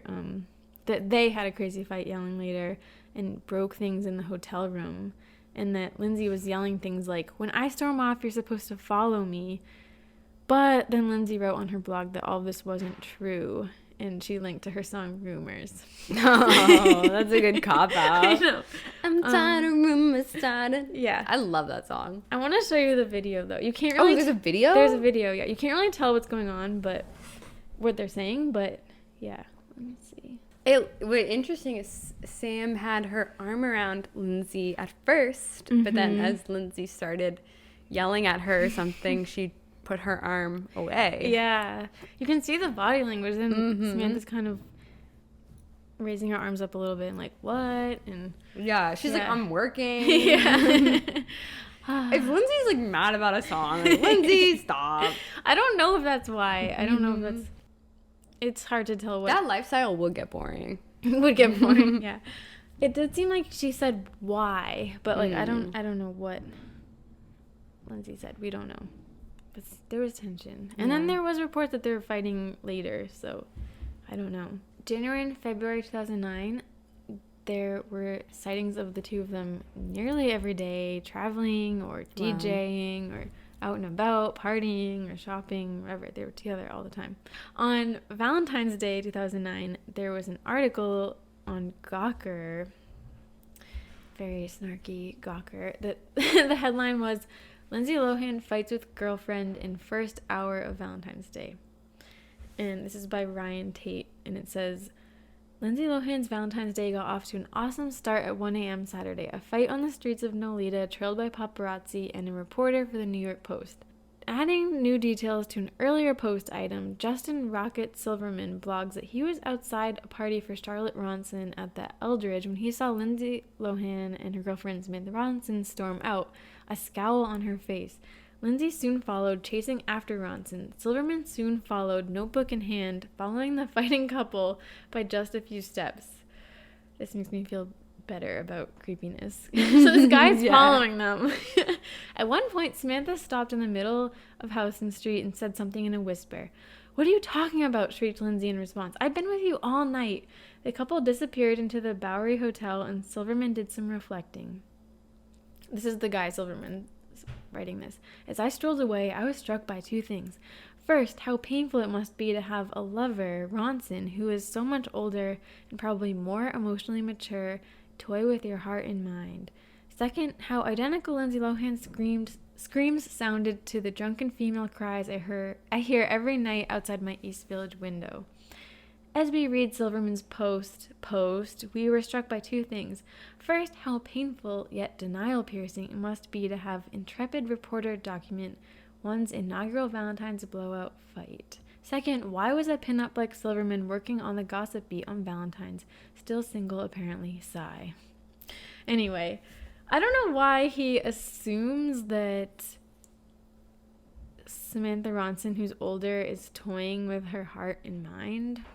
Yeah. It's like, I feel like a conclusion he just drew himself, but I don't know. I feel like what I'm getting at is like, it's just like really hard to maintain any like stability in the relationship when there's not like stability with like mind and body. Yeah. With like using substances and I know. stuff.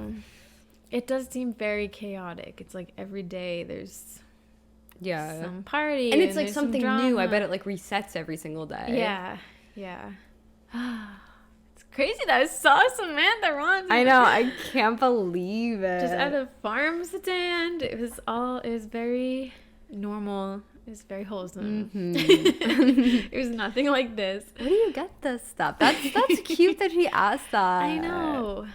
I need to like be more present when I'm like checking out as a customer. You know what I mean?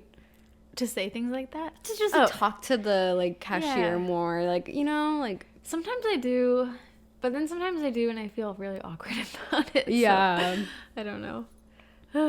I remember like around the pandemic and when stores like finally opened, I felt like I was being really weird. Like I was trying to start up conversation with people at Trader Joe's and stuff. Trader Joe's, they're so friendly at Trader Joe's. They're really friendly. Love those guys. Great customer service. Yeah. I feel so bad for the Trader Joe's employees in New York because there's always like a mile-long line. Oh, I know. But they're so friendly. They're literally amazing. I used to work retail myself. But Me too. Yeah. Just letting the hiring managers know. Oh, yes. Dealt with a lot of different types of people. Mel has. Mm-hmm. Yes. Mel So is Kelly. If Kelly's looking at, she is happily employed, but Yep. she could get headhunted. Back to the story. March 1st, 2009. According to Daily Mail, again, can we trust them? I don't know. Lindsay was in the process of converting to Judaism for Samantha, and she was photographed leaving the Westminster Synagogue twice. But they just went to Sam's younger brother's bar mitzvah. So it's like, okay, she was seen at the synagogue. I don't think that means necessarily she's converting. Her younger brother is that much younger than, oh yeah, because the Sam. half. Yeah, Yeah, that makes sense. Wow. The article said, entering the synagogue, a photographer asked Lindsay if she was switching religions, to which she replied, I'm trying. And she did update her Facebook status that week and wrote, I'm converting. Oh. Her change of religion is sure to surprise her family. This is from the article, who come from a long line of Catholics. And I guess her dad had recently recovered his relationship with God. Happy for him. During a period in jail. And he said, she's exploring Judaism right now. She's explored the Church of Scientology. She's tried Kabbalah and now this. I think it's just another phase, but either way, she's involving God in her life, and I'm happy about that. I guess that's a question for the people. Would you convert religions for love? Ugh. I don't know. I probably would if I was that in love with somebody, because I'm not like super religious. I think honestly, maybe one of like the Abrahamic religions.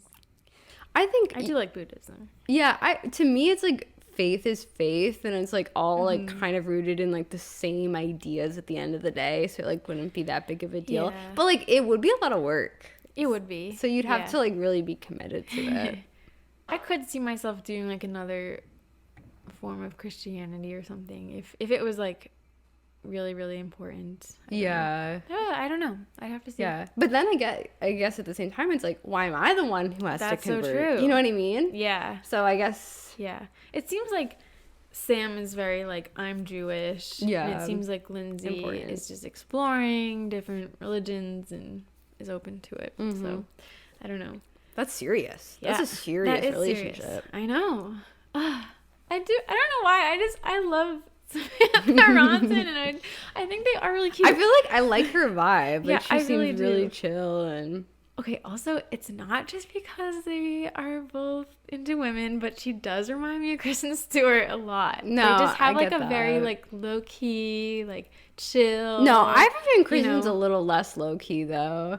Yeah, you think? I think so. Yeah, I feel like she has like, I was gonna say like a boisterous side, but like I feel like she's a little bit like, I feel like she gets jealous. We don't know these people at all. Yeah. Also, yeah, Samantha's a DJ. Like that's much more behind the scenes. Like, she's not an actor, so I don't know. But I was like, even though it does sound crazy and they're fighting and stuff, I was shipping them. Anyway, but March 13th, 2009. An arrest warrant was issued for Lindsay because of a probation violation allegation.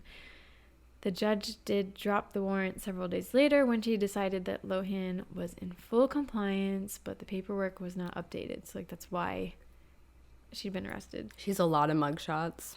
Yes, she does. March 16th, so 3 days later, police were called to their home due to a smashed window during an argument between them.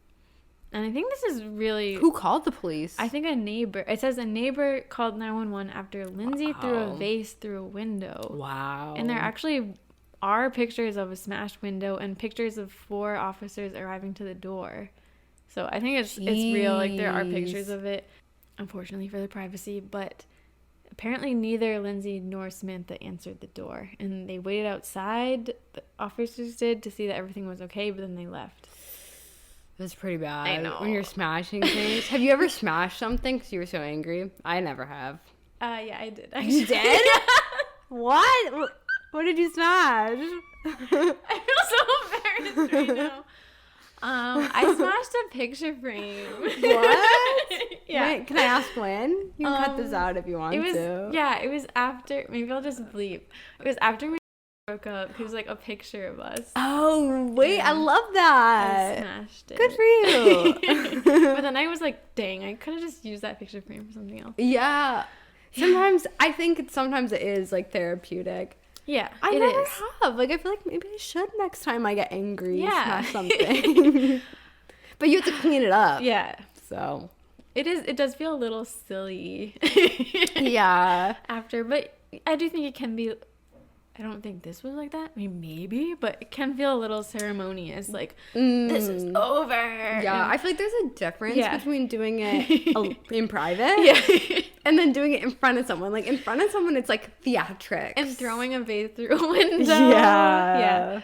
I do think, like, breaking a plate could probably feel really good. Yeah. You know? No, I'll consider it next time I'm upset. I think a lot of people do that as almost like a form of therapy. Like I've even heard of, you can, like, it sounds really wasteful, but, like, you can go somewhere and, like, break plates. Yeah. I feel like I've tried to break something before and, like, it just didn't break or something. And then things break by accident all the time. I know. That's like fire. I know. It's like really hard to make fire. And then it just happens by accident. By accident. Oh, God. Lightning can just cause fire. Yeah, it's crazy. God. I know. God's like, right now there's going to be fire. Right now there's not going to be fire. Okay. But actually that same day, later that night, Lindsay went to the Chateau Marmont and Jack Nicholson's house and stayed there till 4:30 a.m. Jack Nicholson? Yeah. What is he doing here? I don't know. But yeah, so despite the drama of the day, still went partying at night. Like everything resets, it seems. Yeah. April 2009, Lindsay confirmed to the press that her and Samantha were over. Actually. Wow. And it sounded like the breakup was really messy. According to People, Samantha changed the locks on her house and banned Lindsay from attending an event that was celebrating her sister's fashion brand. The event was called I Heart Ronson, immediately following the breakup. And there were threats about a restraining order because Lindsay kept trying to get into the party. And people were telling her she couldn't get in. Sam's family made her swear that it's really over. A friend of Lindsay and Ronson's previously told the outlet they are giving her all the support they can to keep her away from Lindsay. Another source of Samantha said, Lindsay is going to try and twist the situation in her favor, but Sam clearly left her, not the other way around. Meanwhile, Lindsay wrote several things on her private Twitter page, apparently accusing Samantha of infidelity and drug use, which led to the breakup. In one message, Lindsay wrote, "You broke my heart. Now go away. I loved you." Oh my God. This is on on Twitter? This is on Twitter, yeah. Back when it people were so posting different. Yeah. People were. I feel like nowadays it'd be a big deal. It had that like basic HTML look to it. I don't know. She also tweeted at Sam's account, "I was right all along. Cheat." And Lindsay tweeted, "Being cheated on does wonders to you. I'm doing this publicly because you and your friends call people," with a capital P. Yeah. "So you win. You broke my heart. Now go away." Did she really cheat on her? Sorry. I don't know. Maybe. Yeah. They were both at Chateau Marmont when Samantha stayed in a room below Lindsay's, apparently. Coincidentally, they were both there. Oh. And Lindsay tweeted, "Please leave me alone and stop staying in the room below me. You've woken me and my mother up. Go to bed. Keep cheating. You win. Ask your sister to stop yelling profanity, please. Stop doing drugs. Please go away and go to bed. You work hard and you need some rest. Those around you are clearly negative influences." It's not wrong cheating if you're not together anymore. I know. I don't think they were together anymore. Yeah. So that's the thing that, like, I'm not sure if that is actually true. Yeah. Maybe. And also, like, I don't trust Lindsay, unfortunately. I don't either. I do worry. I don't know what Samantha was up to, but I do think Lindsay was doing drugs too. Yeah. So I don't know.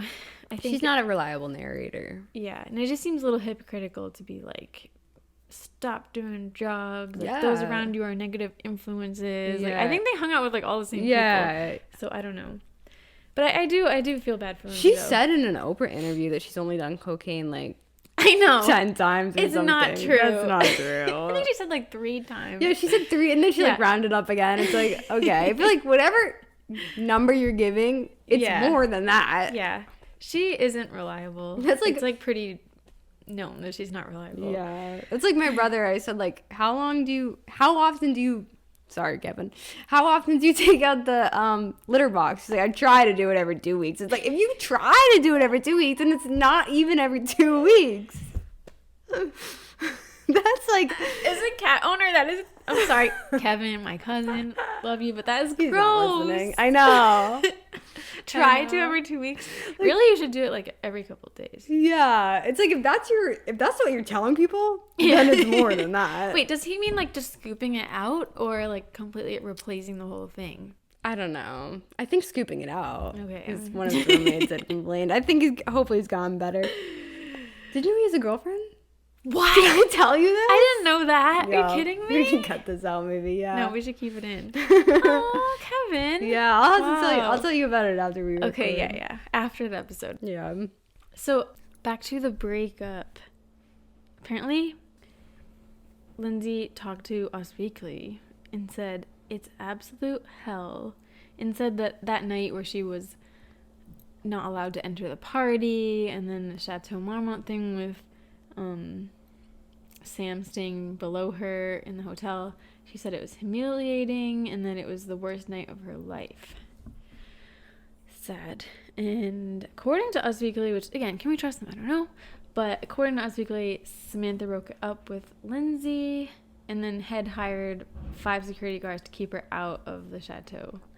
I think that's where the party was. So then they stayed there that night. Yeah. And Lindsay also told the magazine that she was shunned by other partygoers as they made their way in. She said, everyone's turned on me, and said that Nicole Richie, who was her friend, I guess, walked by her and said, ugh. And Drea De Matteo, I don't know who that is, but she said, come at me, bitch. And Lindsay said, I felt like I was in Mean Girls, but worse. That is mean. Girls, yeah, I felt like I was in Mean Girls, but worse. Mean Girls was a movie. I'm not a bad person, and this is what happens. I was raised to treat people well, and I'm so tired of this drama. So it sounds like people like took Samantha's side. I mean, Lindsay probably has done things that like would upset people, but yeah, at the end of the day, like it still hurts. Like she's still a person. Mm-hmm.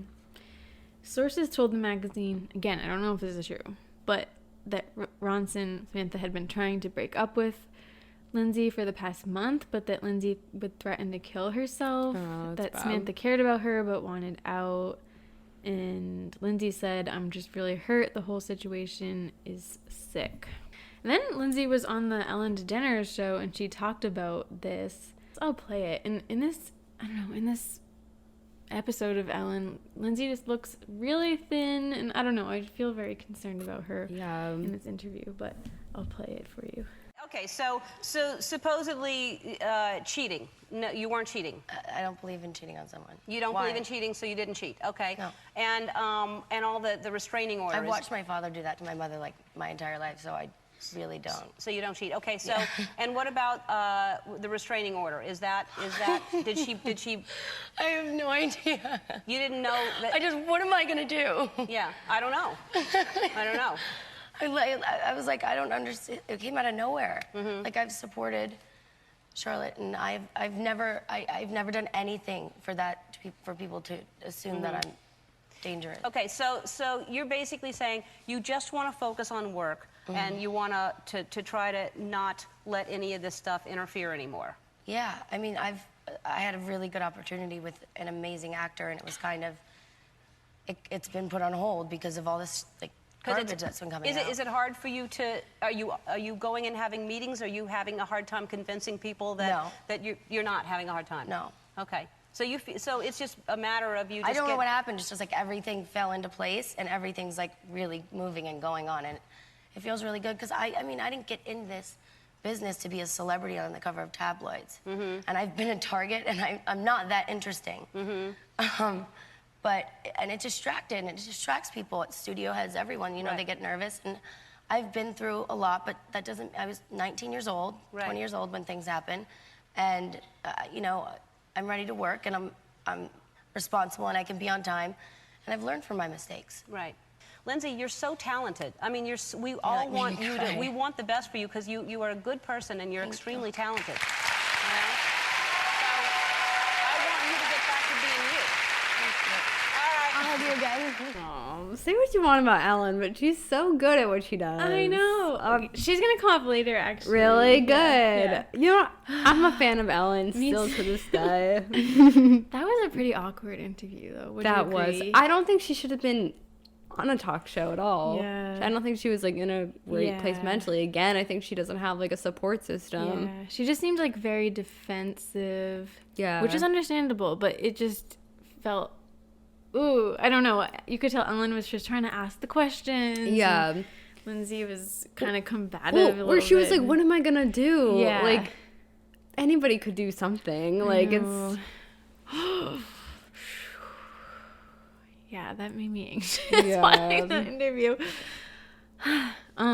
About the breakup, her freaking dad, Michael Lohan, said to ABC News, he said about the breakup, well, thank God. I think it's a healthy decision that she take a break and relax and pursue her own career and her own goals. What they had was very toxic. It had become very toxic. Lindsay doesn't need to follow Samantha around. She needs to sit down with her parents. She needs the support of both of us to help her along. Lindsay's an emotional person. I want her to get on with her life in the right direction in a healthy way. I mean, that all sounds nice, but I'm just skeptical of her dad. I don't know. It just seems like he hasn't been supportive the whole time. And I just, maybe I'm just inserting my own bias, but I'm assuming it's because she's with a woman, but I don't know. No, I'm guessing. Yeah. Her grandmother, who's actually named Marilyn, interesting. Oh, wow. In Long Island, told People magazine, we'd all like to reach out to her. We're all here for her and we'd love to see her. Me, as a grandmother, I'd like to try and help her out, but she's not here. She's in LA. I think she needs her family in her life, but they're not. They should be. I haven't seen her in over a year. I don't know what happened. I'm heartbroken. What happened is that it was too much too fast, and she was on her own too early. She was too young, and they get into the party scene. It's very hard for him. And then Marilyn said, I love her. Call me. I'm here for her, and anything I can do, please get in touch. Oh, that's sad. Yeah. And as for splitting with Samantha, her grandma said, I don't think she should be with her. Oh. Mm-hmm. So then, this is when Lindsay got her Marilyn Monroe tattoo with the quote, everyone's a star and deserves the right to twinkle. And a source, I mean, who knows who this is, but said to People, she feels alone. All of their mutual friends have turned on her. She's 22, but this would be tough to handle at any age. But then another source said, she's being painted as this victim, but she's not. She's a strong girl. Well, she is 100% a victim of her parents, I think, and a victim of, like, the industry. So, like, how far does that go, you know? Yeah. Around this time, she was in a Funny or Die video. Remember those? Yeah. Kind of like poking fun at herself. It was like a spoof commercial for a dating site. And in it, she says, hi, my name is Lindsay, and I'm searching for love. Oh, yeah. I'm recently single, I think, and I'm looking for someone who I can spend the rest of my life with, or at least the rest of my probation. She says a little bit about me. I'm an actress, a singer, an entrepreneur, and I single-handedly keep 90% of all gossip websites in business. She says, I would define my personality as creative, a bit of a night owl, a workaholic, a shopaholic, and according to the state of California, an alcoholic, as well as a threat to all security guards if they work in hotels. So I guess referencing that night with Samantha. I'm looking for a compatible mate who likes a night on the town as long as he or she is driving, of course, likes ankle monitoring bracelets, and doesn't have family members quick to issue restraining orders. So a lot of references to Samantha in that little skit. However, it wasn't really over between them. As I said earlier, this lasted until like 2011.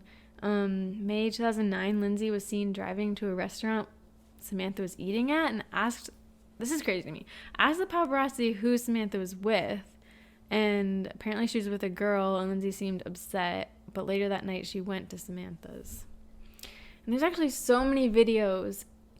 And I know it's really invasive, but there's so many paparazzi videos of them going to Samantha's house. Like, I feel like I know Samantha's gate and front door like so well at this point. It's like crazy. Yeah.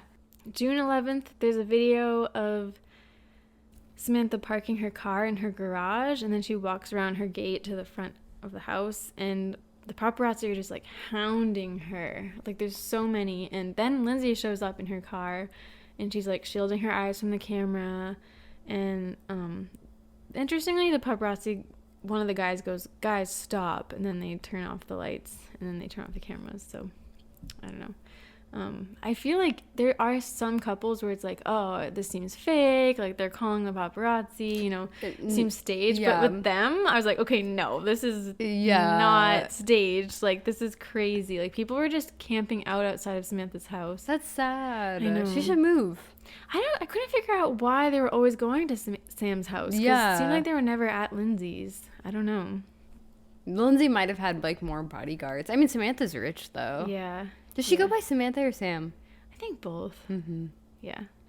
Then July 21st. Okay, so like a month later, July 21st, 2009, there is another video of Lindsay coming to Samantha's and says, "Open the door, please, they're recording." And then you can actually hear in the video, and I feel so like nosy and creepy for watching this and knowing this, but you can hear Lindsay yelling, "You lied, you fucking lied." Oh. Do you want to see it? Yeah. Oh, yeah. Oh, yeah. I forgot that you could hear it. Isn't that crazy? Damn. So, yeah, and it, Samantha. That's crazy. They said, like, you're going to go stalk Sam now. They're, like, stalking them. Yeah. So, yeah, Lindsay goes up. It's interesting, like, the paparazzi's, like, talking to them, and they both responded. Lindsay's like, "You're disgusting." Mm-hmm. Knocks on the door, and yeah, the paparazzi's like, "She's sleeping, Samantha." Yeah. Because I think it was 6 a.m. But yeah, you can hear in the video. It's kind of crazy. I feel really creepy that I even watched this, but you can hear Lindsay yelling and being like, "You lied." Yeah. You lied. I feel one thought I had was like, I don't know why you wouldn't keep your voice down if you know that there's Yeah, like I paparazzi know. outside, but like I know. it's 6 a.m. You're tired. Yeah. And then there was a bag of clothes. Yeah. What's that about? I know. We can only assume. It does seem crazy that that would just be there for anyone to see, but I guess, I mean, Samantha's house really doesn't have a big front lawn at all. There's like a little gate, and then the door is kind of just like right there. I have to assume that they're like not back together, but like still like Sam, even though she's like cut Lindsay out, is like still like letting Lindsay in. Yeah. It's not like a fresh cut, you know. Then 3 days later, there's another video of Lindsay showing up at Samantha's house. Same gate, same door, everything. And then Samantha arrives in her car and parks. The garage is kind of like outside of the house. And Samantha's walking in, and the paparazzi tells Sam she looks pretty and laughs. And then Samantha says, "You think that's funny?" So, do you want to see it? Yeah. Do you feel like if you were that famous, like obviously that's harassment and it would be like scary and like infuriating, but a part of you would be like, at least people care. Like, you know what I mean? Like, it's like you would feel like at least people care what I'm doing. Yeah, it would be crazy. I feel like it would have to feel a little flattering. Yeah. People are that obsessed with It's you. a lot to process. If anybody really hates you too, it's like, that's a compliment. That's the biggest compliment. That's true. That's true. That was mean, though. They were like, "You look pretty, Samantha," and then laughed. Like, Oh, it was I a didn't joke. even know it was a joke. Yeah, I think so. Oh, that's really And then mean. she's like, "You think that's funny?" Yeah, so Lindsay's back showing up at her house. There was more reports of Lindsay going to her house, and then July 3rd, the two of them apparently got lunch together for Lindsay's 23rd birthday in Malibu. And so Lindsay's turning 23, Samantha's now 31. Apparently she wished Lindsay a happy birthday on Twitter, and Lindsay replied, "Aw, thanks, babe," like several E's. LOL. So it seems like they're back together here. Then there was this another kind of crazy seeming night. This was July 26, 2009. I guess they were both, oh no. After Lindsay was out drinking at Playhouse in LA, Lindsay and her friend went to Samantha Ronson's house around 3 a.m. And this is all on video. Like those, similar to those videos we just saw. And after several hours of waiting, I guess, Lindsay was upset and crying when Sam arrived at 5 a.m. So I guess Lindsay had been there for 2 hours. And I think before Sam said, or article said that Sam changed the locks on her house. Seems like Lindsay still doesn't have like a way to get in or something. So she's waiting. Sam arrives at 5 a.m. Sam says, "Who's out here?" And Lindsay cries, "Your girlfriend?" And Lindsay, okay, what does it say? Lindsay's asking her like where she's been. She keeps saying like, "Where were you? Where were you? Where were you?" And Sam like won't answer, but then she says she was with her sister, and Lindsay says she doesn't believe her. This is like on video. It's kind of crazy to see. But Lindsay has this friend there with her, and Sam says she has to leave. I don't know her. And Lindsay's friend comes stumbling out of the gate, the front yard, and seems so drunk. And then this car alarm is going off, and she's trying to turn the car alarm off. And Sam keeps saying, "She should call a cab. She should call a cab." And I think even the paparazzi guy's like, "Is she driving?" And then Lindsay goes into Samantha's house and leaves her friend out there. And then the friend just awkwardly like stumbles back up to the gate to the door. And it's like a total awkward third wheel. Yeah, so then August 9th, Lindsay's seen going to Samantha's again, this time with her sister Allie, and it's kind of funny. They brought a bunch of DiGiorno pizzas, Pirates Booty, McDonald's. Seems like they're having a low-key night, and it's 2 days after Samantha's 32nd birthday, so I don't know if it's like for Samantha's birthday. Apparently on her actual birthday, Sam had been DJing in Chicago, and Lindsay went. So it seems like they're really back together now. Like a lot of those video paparazzi things made it seem like Lindsay was kind of just like showing up, and like maybe they were still talking but still fighting too. But here it seems like they're back together. But there's way too many stories of Lindsay at this time, like out on the town. Like I couldn't even keep up with it, so I'm leaving out a lot. September 4th, 2009. This is sad actually. Their friend DJ Adam, his name is Adam Goldstein, apparently overdosed and died. And I think Samantha was his friend, and her and Lindsay went to his funeral, and so did John Mayer. Oh, I know. John Mayer is back in this. And there was also a story about another one, I think, of their friend, or at least someone like in their circle, kind of. This girl, Casey Johnson, I think she was like a socialite. She's actually from like the Johnson & Johnson family. Oh, wow. She also overdosed and died. So I was just thinking like, oh my gosh, it seems like this time it's, they're having all this fun, partying, Paris Hilton, Britney, all these people. Yeah. Now it's like kind of coming to an end. Yeah. It's really like the sad reality of it. Yeah. It's kind of like crazy that like that didn't happen. I know. October 16th, 2009, a Beverly Hills judge had extended Lindsay's probation for her drunk driving conviction a year ago and gave her more time to complete a required alcohol counseling program, but she was warned that she would go to jail if the judge heard that she had not been attending her counseling meetings. And they said that while they wanted her to have a career, that Lindsay cannot thumb her nose at the court. So they're basically saying like you have to do this or you're gonna go to jail. In New York Magazine, December 2009, there were reports that Lindsay Lohan and Samantha Ronson may be getting back together with the help of an unlikely friend. John Mayer was spotted playing relationship counselor to the exes when they ran into each other at the New York hotspot Butter on Monday night. And this is what the New York Magazine article said. It said, Lindsay and Sam didn't arrive together. Lindsay walked in and the two said a quick hello, but then Linz went to the table where John was sitting. According to the source, Samantha eventually came over to the table but sat far away on the opposite side, much to Lilo's dismay. Lindsay looked upset that Sam hadn't come over to her and started whispering to John, who looked like he was trying to calm her down. She looked pretty angry. Then John got up and went to talk to Sam. Ronson got up with Mayer and walked over to Lindsay just a few minutes later. The source notes that after Mayer's intervention, the tumultuous twosome spent much of the night talking and laughing.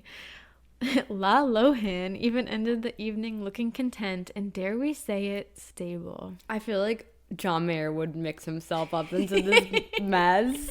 He would. He'd be like, this makes me feel better about my Yeah, life. that's so true. He's like, guys. Guys, like, let's just be like adults right Yeah, now. I've been there. yeah. I get in fights like this all the time. I thought that was so funny. He comes up again. Oh my god. But, okay, December 2009. So this is the same month, actually. It was actually reported that Lindsay had been seen out and about with guys and that she was dating men again. Okay. Then early 2010, she was in an interview with Alan Carr, who is a British personality. And I think his thing is to be, like, really raunchy and ask inappropriate questions and things. But, I mean, it is kind of shocking. He was like, are you back on the cock? And she refused to answer. She was like, next question. And he said, will your next one be a man or a woman? And she said, I refuse to discuss this, and was like, see if there's other questions. And she even like reached out and like, because he had a pile of questions, and was like, there's got to be other questions. See if there's other questions. Like, she really didn't want to talk about it. And it does seem like Lindsay was kind of going downhill at this point. Like, she was being banned from clubs, and Oh god. it was really a mess. But in February 2010, she told The Sun, we love each other. We might reconcile the relationship, maybe. I don't know. This was 10 months after their initial breakup. And she said, I think Samantha was growing as a celebrity and a musician. I think that might have scared her family. Well, I've always been her biggest supporter, and yeah, I love her. All the fighting stuff was just because of all her friends that got involved and made me an outcast, which wasn't fair to Samantha. I think it was a jealousy thing in terms of her becoming more famous than the rest of them. I never really thought about women before. It just kind of happened with Samantha. She's the only woman I've ever been attracted to. I've never had a relationship as public as that, especially being with a girl for the first time. That was really scary for me, but I didn't care because I love her. February 2010, Lindsay defended Samantha because apparently there had been rumors that Sam had gotten violent during a fight. And Lindsay tweeted, this has become a bit much. Samantha R. never raised a hand to me. I've never said she did. Enough is enough. Focus on other more important ... world issues. Did she tweet this? Yeah. Wow. And then Samantha thanked her, and Lindsay tweeted back, you are welcome, winky face. That Lindsay. Once again, I feel like Lindsay is a good person. I think she's trying. Yeah. Yeah. Lindsay showed up at Samantha's at 2 a.m. So many times this happens. Just like, I don't know, another fighting night. There's screaming, clearly audible outside, before it calmed down. Apparently, Lindsay left the house at 6 a.m. and then Samantha left not long after that. And there were reports that Lindsay had been kind of like chasing around LA trying to find Samantha, that Samantha was dining at a place called Cicconi's restaurant in Beverly Hills, and then she moved on to the dark room on Melrose Avenue, and Lindsay showed up there and asked if Samantha was inside and looked disheartened when she was told that she had left. And then Lindsay was even more upset when she learned from photographers that Samantha had been with another woman. And then she arrived at Samantha's home in the early hours of Wednesday, and the two could be heard arguing. And then witnesses said they heard Lindsay crying and asking Samantha to come to me. I don't know. But that's the second time that's been reported that she was like asking paparazzi That's embarrassing. who Samantha was with and where she was. That's sad. I know. That's so sad. I mean, if I was in the same position, I would do it too. Yeah, I know. Ugh. I don't know what's going on here. I hope Samantha isn't like cheating, but I wonder if they're like officially together. I don't think so. Yeah. I feel like they're not. Because it kind of, I mean, I don't know. It just seems like Lindsay's kind of like showing up. Yeah. I mean, that happens all the time. People officially break up. Yeah. But they're unofficially like still seeing each Yeah. other for a really long time. I literally have friends in the middle of that right now. So yeah, it happens all the time. May 20th, 2010, Lindsay missed a required court hearing in which the judge was going to determine whether she'd been attending weekly alcohol counseling sessions as ordered. And her defense lawyer told the judge that Lindsay was unable to fly back from the Cannes Film Festival in France because she lost her passport, and an arrest warrant was issued by the judge at the hearing. but it was withdrawn after a representative posted her $100,000 bail. Crazy. Then there were new bail conditions imposed on her. The judge ordered a drinking ban, random weekly drug testing, and the actress would be fitted again with a bracelet to detect alcohol. But there were more crazy stories of nights out, Lindsay drunk, tripping and hurting her knee, and Lindsay apparently popping into places she knew Samantha would be working at. Which I guess, I was like, oh, that's so true. Like, she's a DJ. Yeah. She can, like, always find her somewhere. But July 2nd, Samantha tweeted at Lindsay, "Happy birthday, Old Spice." Lindsay responded, "Thank you. I love you, Baybella. Oh, Lola and Rio, so thank you to Older Spice. Heh heh." What did she say? And Lola and Rio were her dogs. Oh. So she's saying, "Thank you, I love you, Baybella. Oh, my dogs say thank you to Older Spice." So it seems like they call each other like Old Spice and Older Spice. Yeah. They're both kind of ginger. I feel like that hasn't been acknowledged yet. Lindsay seems very, like, enthusiastic and always in her tweets to Yeah. Sam, or, like, throws in a winky face. Like, happy to get any interaction Yeah. from Sam, yeah. Oh. But then, July 6, 2010, the Judge Revel ordered Lindsay to serve 90 days in jail for missing her alcohol counseling sessions in violation of her probation, and also ordered her 90 days in a drug and alcohol rehab program after her jail term is complete. I did do everything that I was told to do, and I did the best I could do, a sobbing Lohan told the judge. And, you know, there's videos of this and pictures of her when she has, like, the blonde hair, and she's in the court, and she finds out she's going to jail. Yeah. And she starts crying, and you can tell she really can't believe it. They asked if she could be given 2 weeks before she actually goes to jail, and they said yes. So she had 2 weeks to prepare, I guess. I feel like I'd want to get it over with. I know. Wait, how long was she sentenced for? 90 days. Ooh. But then 90 days in rehab after that, too. Oh, okay. After this, but before she went to jail, Samantha did an interview to the Times UK talking about her relationship with Lindsay. And she said, "The fact that Perez Hilton called me some man, it's the most homophobic thing ever. The perpetuation of the idea that I'm the man in the relationship. Okay, yeah, my hair is short and I'm a DJ, but I'm a girl, I'm not a dude. I'm pretty feminine at the end of the day. Everyone was like, openly gay DJ Samantha Ronson. No, excuse me, I'm not gay. I'm an equal opportunity player. I still go back and forth. But I got called so many things by the press that openly gay was the least of my worries at that point. Of course, I must be masculine and I must be violent. I'm sorry. When the rumor started that I hit her or whatever, I called up Lindsay and was like, you need to dead this rumor now." And her brother, Mark Ronson, said, "I never thought there was anything wrong with Samantha and Lindsay because that seemed to make her happy until I started to see the really horrible, negative emotional impact Lindsay had on her life and all of our family. I was like, this is just bad news. Any way you want to slice it. We all told her that. There were several intervention type things where we all tried to make her see this.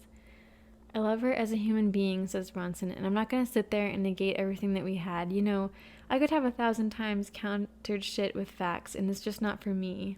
I'm sorry, my Twitter page is for me to be like, dude, I need to pee, and stuff about American Idol."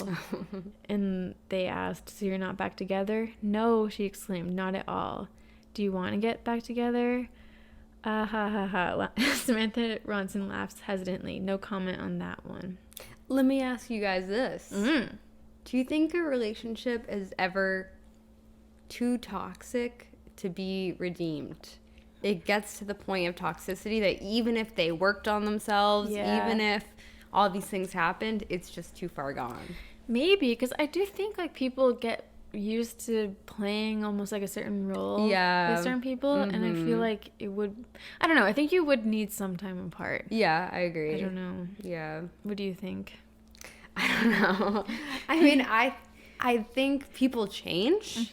So just because they're toxic in that relationship doesn't mean they'd be toxic in another relationship if they really work on themselves. But yeah, I feel like it'd be like muscle memory. Like you'd go back into it and like... Yeah. And the other person probably would expect you to react in a certain way, and then you would, so... Yeah. I don't know. But then on July 20th, 2010, Lindsay was put in handcuffs in a Beverly Hills courtroom and taken to jail to begin her term. And 10 days later, Samantha visited Lindsay in jail. I don't know if she did other times too, but the paparazzi was following her. And it's actually crazy. There's tons of paparazzi following her as she walks across the parking lot. And then she goes to the jail. Later, you see her running out. She just like books it. Yeah. I don't blame her. I feel like I would run away too. I know. Oh, that's so, it's just insane. She's visiting her in jail. I know. That's nice of her. I feel like it's got to be lonely in there. I know. Did you ever hear that Lindsay, I think, was put next to the woman like Alexis Nears who robbed her house? No, like, I didn't know that. That's crazy. Yeah. I feel Isn't that crazy? Wow. I know. That'd be awkward. After Lindsay was released... Oh, she was actually released less than 2 weeks. Wait. Oh, again? It looks like I think she was actually released early, and then taken to the Ronald Reagan UCLA Medical Center in LA to begin her court-ordered rehab. Yeah, and there was a new judge put in who replaced the previous one and said that Lindsay had learned her lesson. What? Like they keep saying that. I know. And Lindsay acknowledged on her Twitter that she had failed a drug test, I guess, but said she's working hard to overcome her drug addiction and said, regrettably, I did fail my most recent drug test. And if I'm asked, I'm prepared to appear before the Judge Fox next week as a result. I do think it's so weird that, like, people with drug addictions are treated like criminals. Like, it's a disease. Like, it's so crazy that it's so crazy that anyone is in jail for using drugs. It's sad.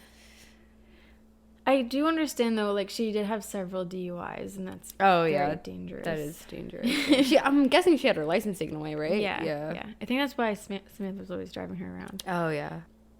There's a lot more legal issues. There's many more stories, actually. She was also arrested for shoplifting. Oh. In 2011. Yeah. It's like, why do you need a shoplift? I know. Yeah, there was like a search warrant for the necklace and they found it. But then February 18th, 2011, I guess the two spent a night together at the Hollywood Roosevelt Hotel again, and Sam tweeted, "Watching Grey's Anatomy, my fave show."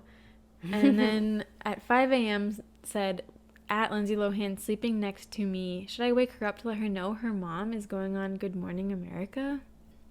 But then a month later, it appeared that Sam had moved on and was seen kissing a yoga instructor named Tiffany Russo. And Lindsay spent 5 hours in jail again after violating drunk driving probations and charged with theft. And she had to do a home confinement for theft and violating probation. And she had continued to miss her community service that she'd been ordered to do. And then... this shocked me, actually. Some people probably knew about this, but Samantha was actually charged with a DUI. Oh. I know. Her first? Samantha, I'm sorry if you're listening. I'm sorry to judge this up. Yeah. Just because I saw you recently, I feel like a connection to you. But, yeah, she'd been arrested for drunk driving a couple hours north of Los Angeles at 10:30 a.m. Oh, God. Apparently she was on her way home from a DJ gig and was given 2 charges of misdemeanors, and she has a mugshot. Oh, wow. Mm-hmm. Is that the only time she's ever been arrested? Yeah, I believe that's the only time. And I was wondering, what the heck was going on back then? Don't you feel like so many celebrities were getting DUIs? Yeah, you know who has one? Reese Witherspoon. Really? Well, her husband was arrested for DUI, and she was arrested for, like trying to fight the cop. Oh, my gosh. Yeah. The ever so wholesome Reese Witherspoon. I know. But I just feel like it was so prevalent in the 2000s. Everyone was getting DUIs. And you just don't hear that. I think that's the problem with LA. Yeah, maybe. Yeah. It forces you to drive. I was wondering, like, did Uber really change this that much? Probably, yeah. Maybe people still are getting them and I just don't know. Because I actually feel like I pay less attention than I used to. These people are rich enough to have drivers. I know. They don't need to be drinking and driving at all. Yeah. Yeah. I was reading some interview with Lindsay, and I think someone kind of asked her about that and was like, "You don't take cabs, do you?" And she's like, "Yeah, I do take cabs." So I don't know. Yeah. I don't know what is up with that. Why? Honestly. What? I shouldn't say this. Honestly. I have people that I know that live in LA, and I feel like I don't know them that well, but like I feel like I've heard that like it's like a lot more common for people in LA to drink and drive than it is for like people out here in like real cities. Yeah, I could see.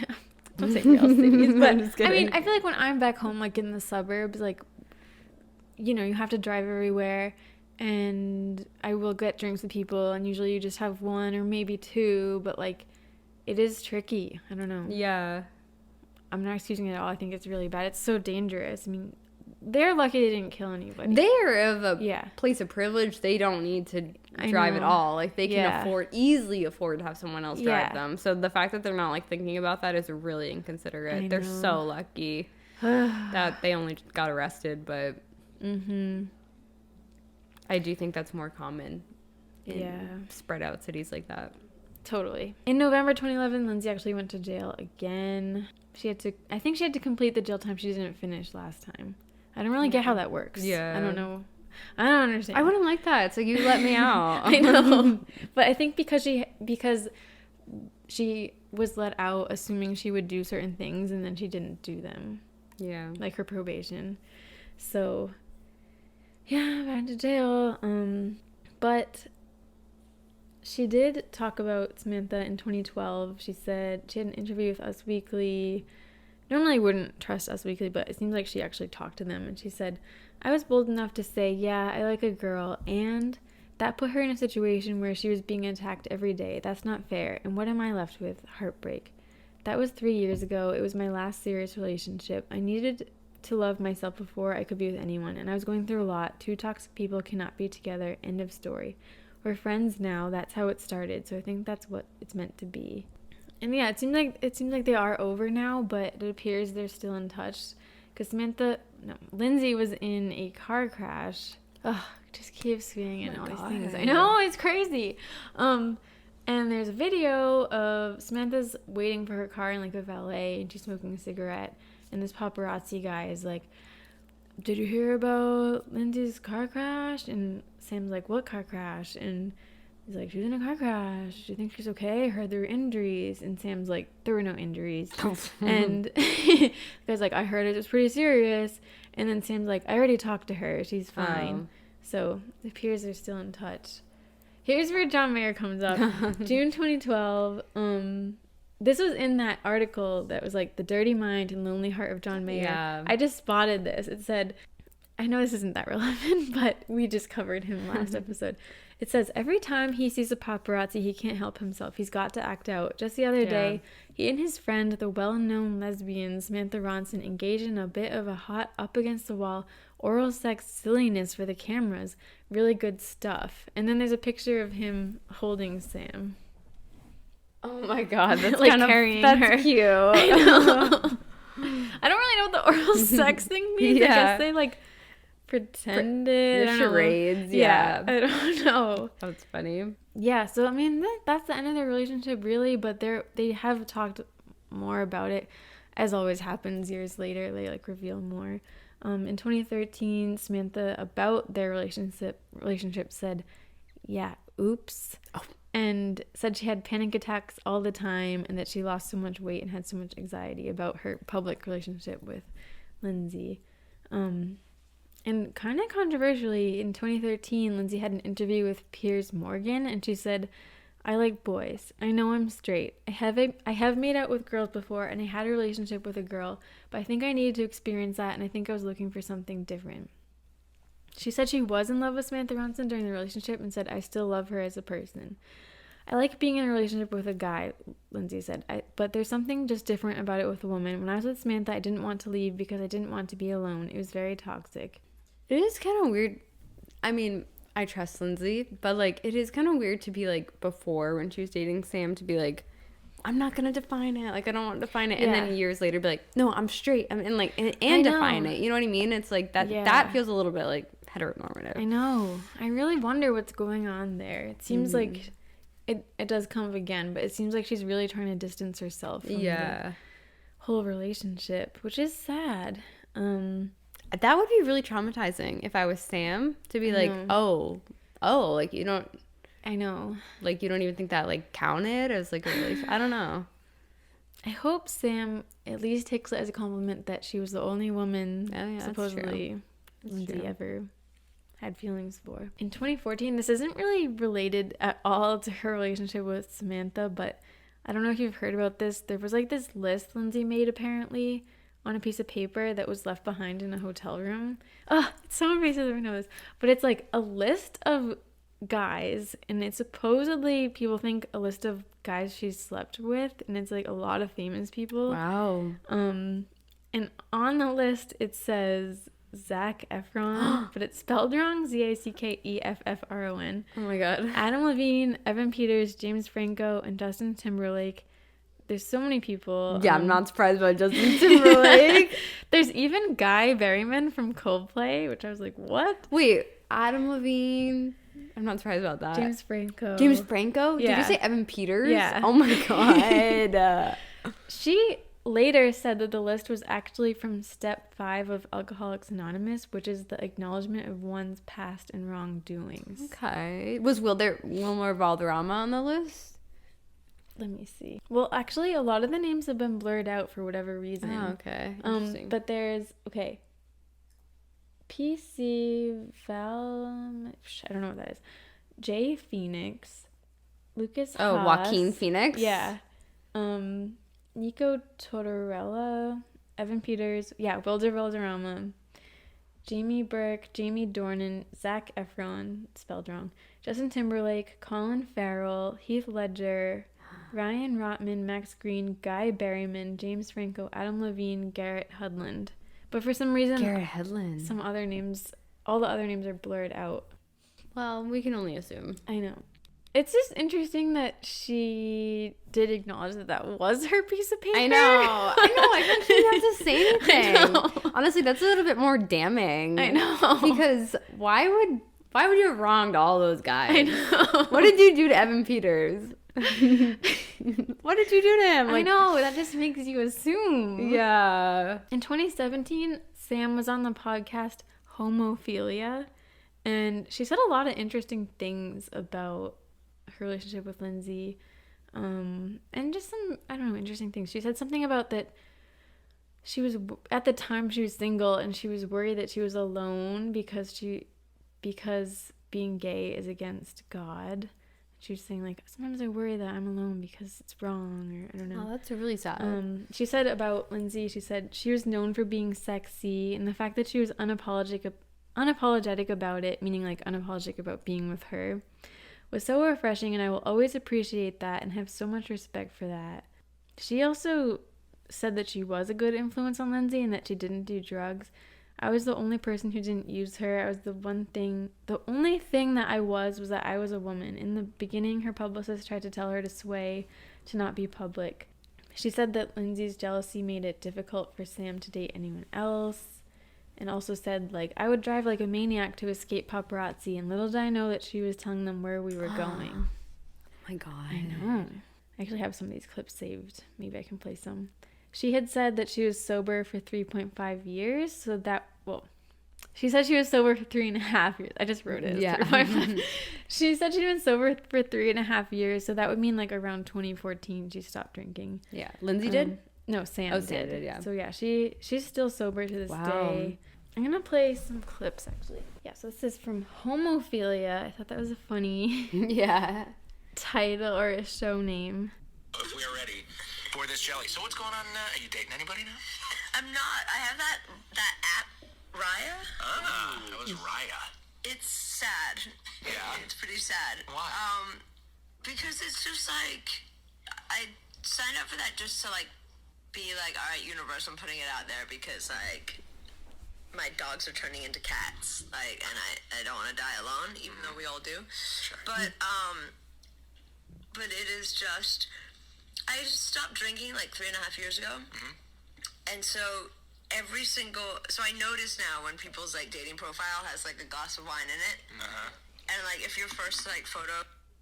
Oh, I think just saying like if your first photo has that, it's probably not going to work out. I remember having this conversation with her when I was with Lindsay because it was just so public and just like, there you go. Who you're referring to. And I don't know if you heard of her. Really sober actress. And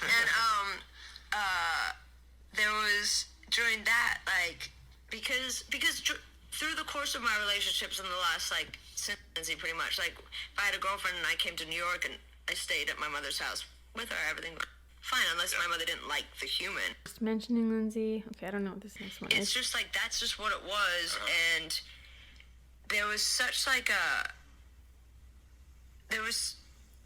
guess there was so much negativity about so many things in her life, but the best thing she could possibly be was gay.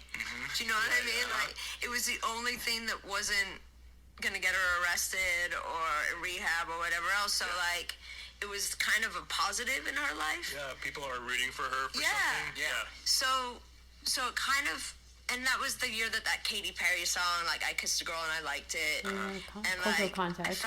I feel like there was a lot more acceptance in general with gay people at the time, or at least, I mean, I was in such a bubble.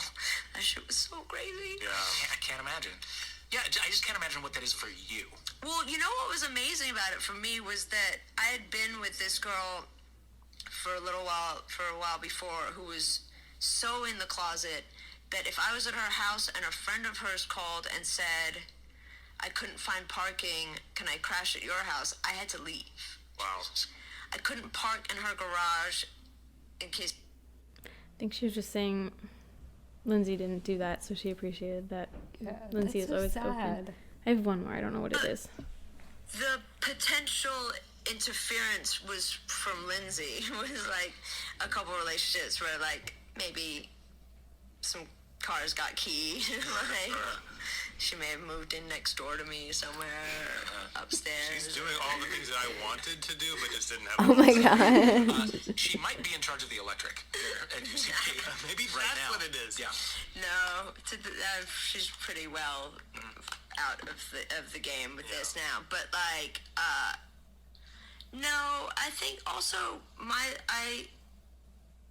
the way I was with paparazzi and press and all that was so, like, keep my head down. Like, I wasn't, like, one of those people, I wasn't, like, trying to figure out how to get famous off that. So, even the paparazzi guys knew that Because I cut that off. I like how he's like, those are things I wanted to do. I mean, like, that, like, unhinged desire is, like, in people. It's, like, in everybody. But I feel like if you're, like, obviously abusing drugs and alcohol, like, your inhibitions are... It just comes out. Yeah. I feel bad for Lindsay. I know. That's crazy. It does seem like the way she's talking about it, it sounds so very in the past, like so long ago. Yeah. Yeah. Like, even she's like, oh, like, Lindsay, like, she's not, like, doing that now. Yeah. Yeah, she's so out of the... Yeah. Yeah. Yeah. She said she admired that Lindsay wasn't ashamed to be with her and she didn't try to hide it, and asked if it was lame that she was on Raya. And I thought it was interesting. She said, I mean, I don't know, this is nosy of me, I guess, but she said that she would like to have a wife and a kid or husband. Oh. I know. I hate that Raya exists. I know. I hate that. I know. I feel like it's so offensive that, like, somewhat famous people have a separate dating app. I know. Why can't you just date a normal person? That you think you're so above everybody else that you have to be on a set. That's how I feel about TSA pre-check in a way. I feel like nobody should have this special thing because it's like, are we in medieval Europe right now? I know. It's like surfism or whatever. But honestly, Mel, we do Feudalism. have class differences, and we do. It's just true. But yeah, you have to apply for a membership. I've never been for on Raya. The website. I'm on it right now. The only button is apply for membership. Looks like you email. Yeah, one of my friends has friends on it. I'm my sure you can guess which one. Yeah. Can't believe Samantha Ronson. I mean, there's people in the hallway. Paparazzi. Yeah. Just kidding, obviously. Do you think we could get on Raya because we have a podcast? You should try it. No, you had to. A famous person has to, like, recommend you. Oh, really? That's insane. Mm-hmm. Wow. Any famous people listening? So then in 2018, Lindsay was on the Wendy Williams show. I love Wendy Williams. I know you do. And Wendy asked her point blank if Lindsay considers herself sexually fluid. And Lindsay said, no, I like men. And Wendy brought up her past with Samantha, and Lindsay laughed and said, I was living in LA. I'm not saying it's a bad thing, but no, I'm not dating right now. Where does she live now? Oh, yeah.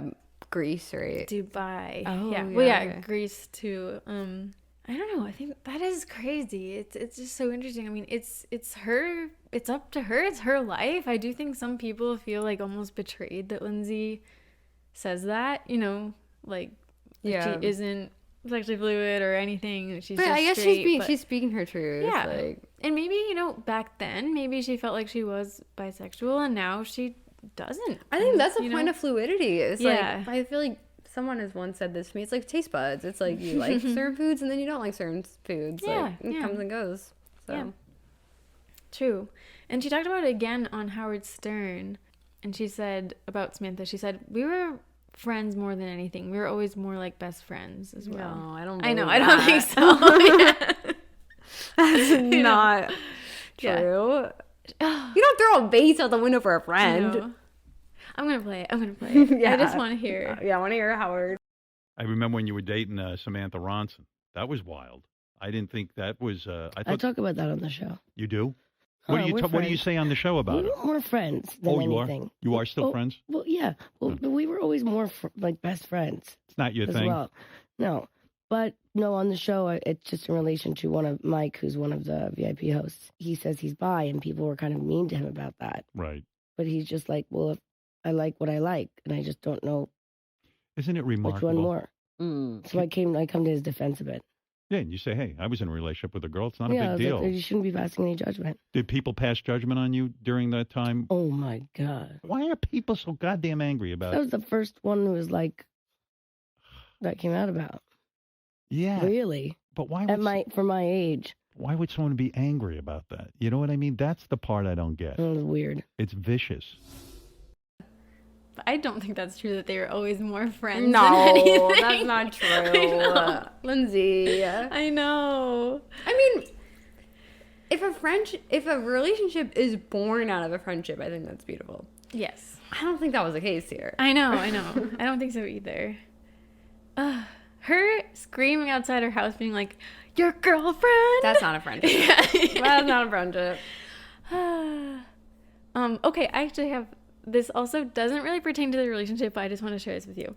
This is from August 4th, 2020, and Sam posted this on her Instagram, and she said, I know social media prefers a negative post, but that's not me and not my experience with the Ellen show over 15 years that I've known her and been hired by her. Before you start with, but you're a celebrity. I was hired by her, which makes me an employee. Trust me, there are plenty of celebrities who hire me and treat me like shit, not her. She's always been kind and respectful and cool. Okay, that's all. Carry on. I like that. I like when people defend people who are like getting, you know, a huge backlash. I mean, don't get me wrong. I do think Ellen, we've talked about this. I do think she obviously was mean to her staff, but people are crazy with that Ellen stuff. Yeah. The guy who just died, Twitch, which I'm so sad about it. I literally was a huge fan of his, but people were saying online, I saw people being like, he knew too much about Ellen. Like, are you fucking kidding me? And so he was murdered? Yeah, like, are you kidding me? What would there be to know? And because Ellen's ex-girlfriend, Anne Hetch, recently died in a car accident, I think. And people were like, and Anne Hetch died recently. And then, like, also Ellen had a girlfriend who died, like, 20 years ago in a car accident. It's like, everybody dies. I know. Like, literally everybody dies. It's sad, but it's true. I've known 2 people to die this year. Like, that's not crazy. Like, am I a... Just because Ellen, her reputation has been ruined, I don't understand why that would mean someone would die. Yeah, like, he knew too much about Ellen, and then, like, people were like, Epstein, like, no! What? That's not the same. It's not the same. No, people thought that Ellen was, like, involved in Epstein, and that's, like, Is there any evidence of that? I don't think so, no. Why would she be involved in that? No, she had a temper. That's, like, that's not, and, like, and everybody knows that. Like, that's honestly so offensive to, like, I know. This person's family, and then, like, also to Ellen, it's like, she's still a person at the end of the day who's sad that her friend died. That's crazy. It's awful. People are crazy with it. Like, let's forgive Ellen. Let's get over it. I know. I mean, yeah, I'm sure she was very mean to people, but I like that Samantha was just being like, I am going to stick up for her. I don't think she should be, like, cast out of society. No. you know, tar Ellen and has feathered. done way more good than bad for society, and I feel like people need to like remember that. Yeah. Apparently this year, very recently, October 2022, that's a mouthful, Lindsay apparently crashed a party that Mark Ronson was DJing at, but they didn't speak to each other. Oh, wow. Today, Samantha lives with her girlfriend and her girlfriend's son, and she still makes music and still DJs. She actually was, because I recently followed her on Instagram, she was like DJing here in New York like the other night. I was like, whoa, what if we went? Wow, yeah. We ask her questions. Yeah.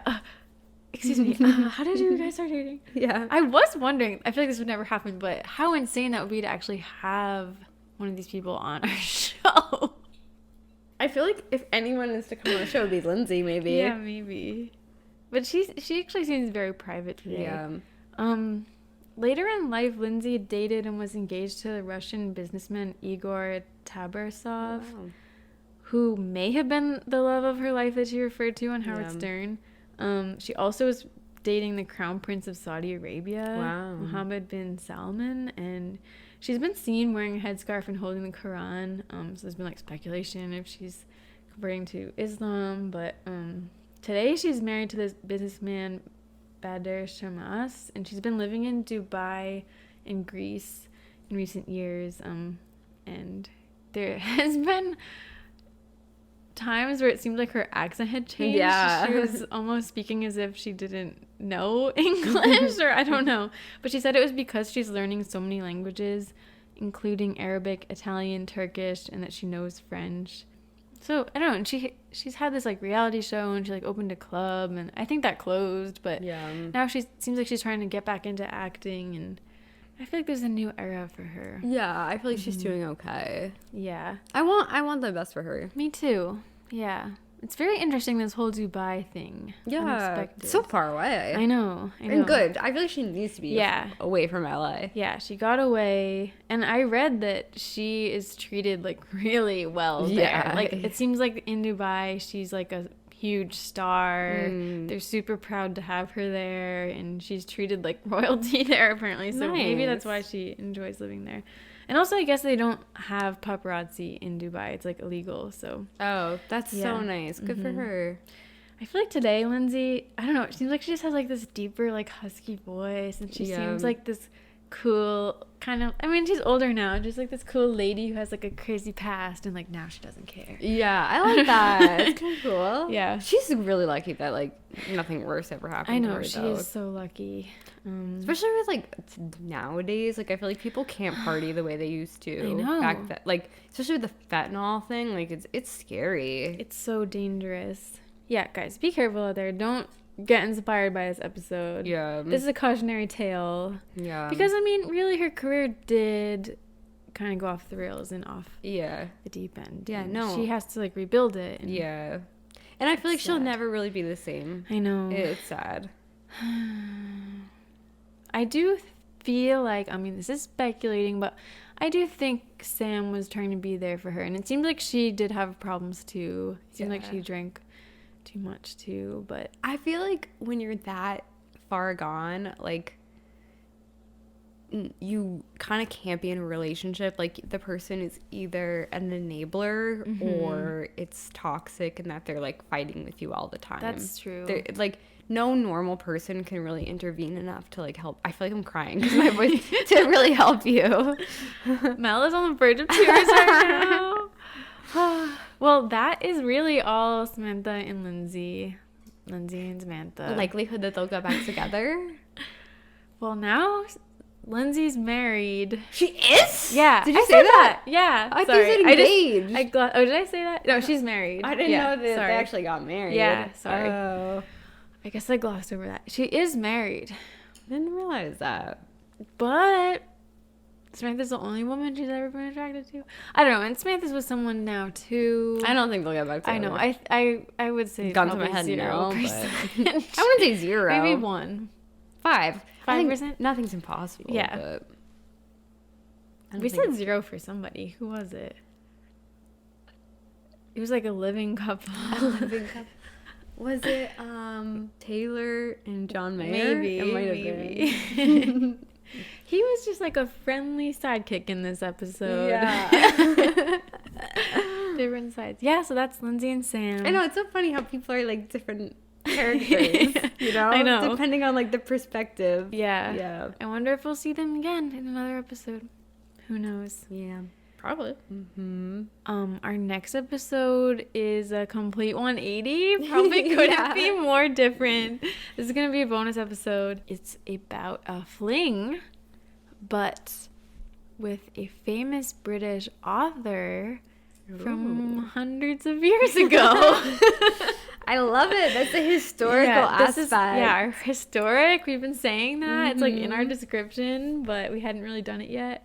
So it's very, very, very different from this episode. Cool. But I think if you guys like, reading between the lines and things, if you enjoy like the Taylor Swift episode where you kind of like read the lyrics and you speculate, I think you'll like this one. Yeah, I like those analysis. So now that the episode's over, we're gonna reflect on 2022. Yes. We had, 18 episodes? Very fun. Very fun. We started the podcast in August, so we're just getting started.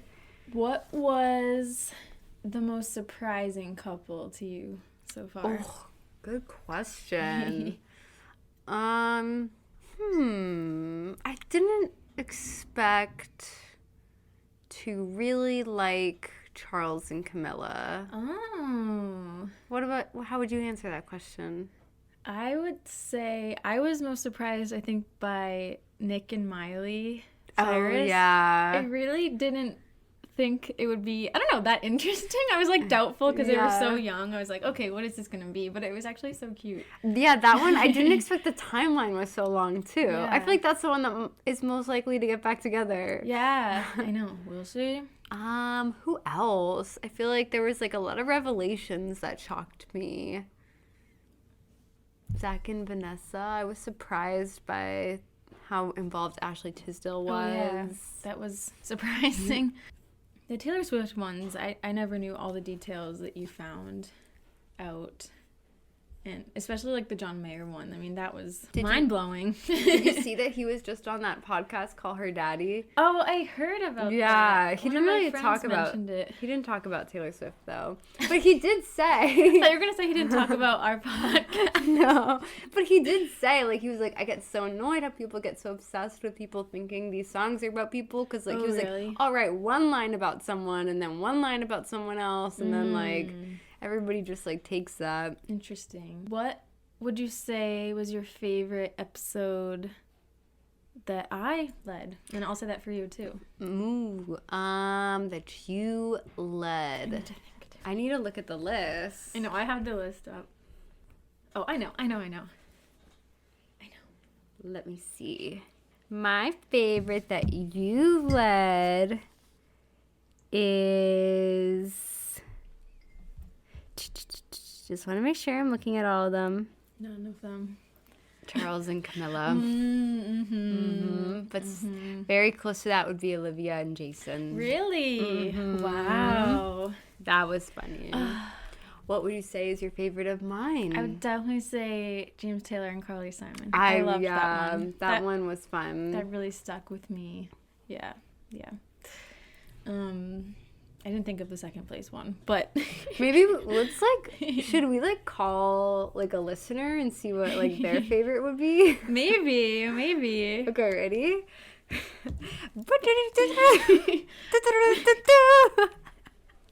Bring. Okay, we have a listener on the line. Hello. Tell us hi. What is your name and where are you from? Hi. My name is Caitlin, and I'm from Western New York. What? Oh, wow. Wow, okay. And how long have you been a listener of the podcast? Since day one. Since day one, I've been a listener. Okay. And now, what was your favorite episode of 2022 so far? My favorite episode, 2022... So many, but weirdly, I'd have to say the Jason and Olivia episode. It's really, yeah, oh I my know it's the God. most speculative and like the most like pop culture, and usually I think they're all pop culture. True. Well, I didn't expect to like it as much because it's so like current and you know, Wow, but I'm shocked. it had me on the edge of my seat. Really? Oh On my the edge of my God. car seat because I was listening to it while I was in the car on a long drive. But there was so much about it that just completely shocked me. I knew none of the story prior besides, you know, I knew that they were together. I didn't know for how long. I knew about the Harry Styles stuff, but I didn't know anything about them being married before. Wow. And just the whole timeline of events. And it was just a big surprise to me. And just there being so much I really liked. Thank you for that. That's nice to hear because it's me, Kelly. That was actually, I think, my least favorite episode that I host or like led. Yeah, so that's interesting. What was as a listener, what was your least favorite episode? Oh no. It doesn't. You can say one My that I least did, one that Kelly favorite- did. Okay, for some reason, the only one that's coming to mind, and I don't know why, I think it's the Blake Lively one. And Penn Badgley. And Penn Badgley. Yeah. I don't know, I just wasn't really invested in them as a couple. I didn't really didn't care. have No much drama. Yeah. Even though I like Blake Lively and I like Penn Badgley separately, I don't know, I didn't really find myself caring about them as a couple. I think that is what people have to tell themselves when they're going through a messy breakup is, you know, this is hard, but it's a more interesting story. That's true. You know, true. you don't want to have an amicable breakup and then it's boring. No one's going to care about it. That's true. Also, it's kind of like what you guys always say, like, that was a big relationship for the both of them, and now they've gone on and had, like, bigger relationships afterwards, you know? So it doesn't really matter in the long run, you know? That's true. Yeah. I think my least favorite episode that I personally did is either Cara Delevingne and Ashley Benson, because also not much drama. And Vanessa There were some crazy and Zach. things. There were some crazy things that Cara did. Yeah.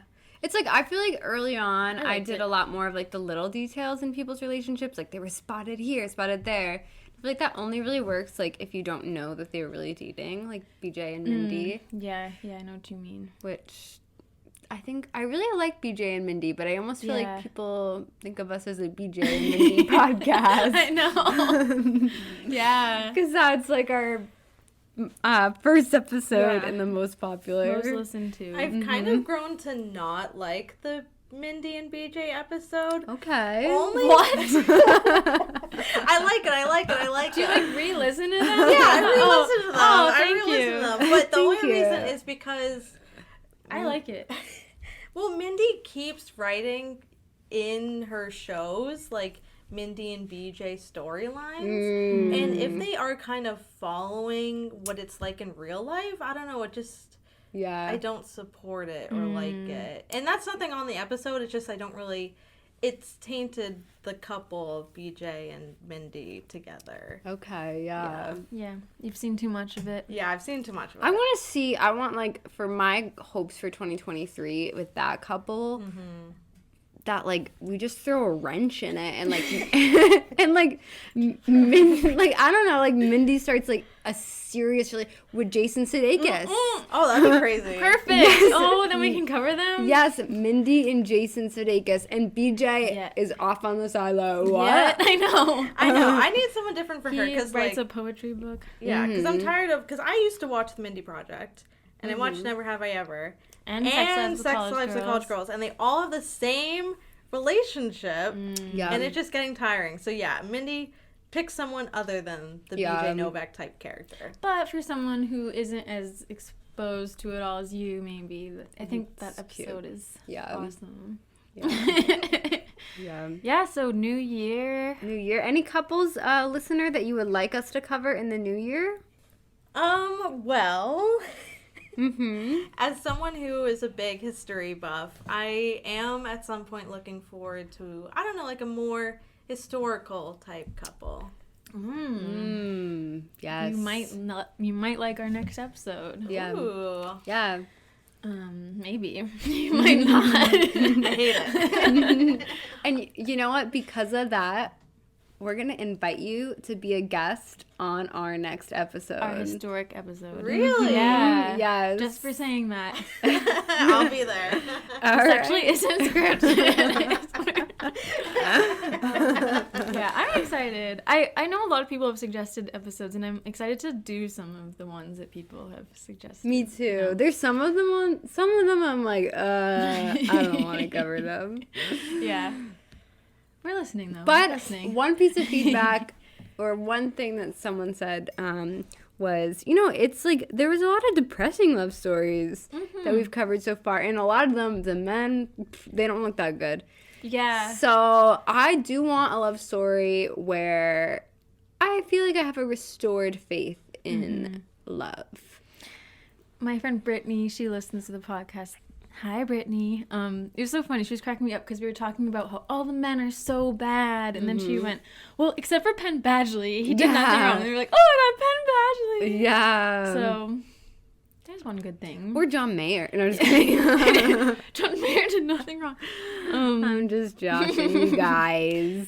Who do you think were like the 3 worst men? Like we know Joe DiMaggio is kind of up there. Yeah, Joe DiMaggio. Someone was really bad. Well, John Mulaney was kind of. He kind of upset me in that one. He kind of upset me.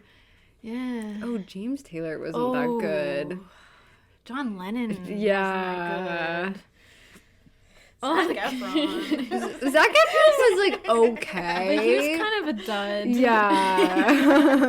All those females. Yeah. Oh yeah, a lot of females here tonight.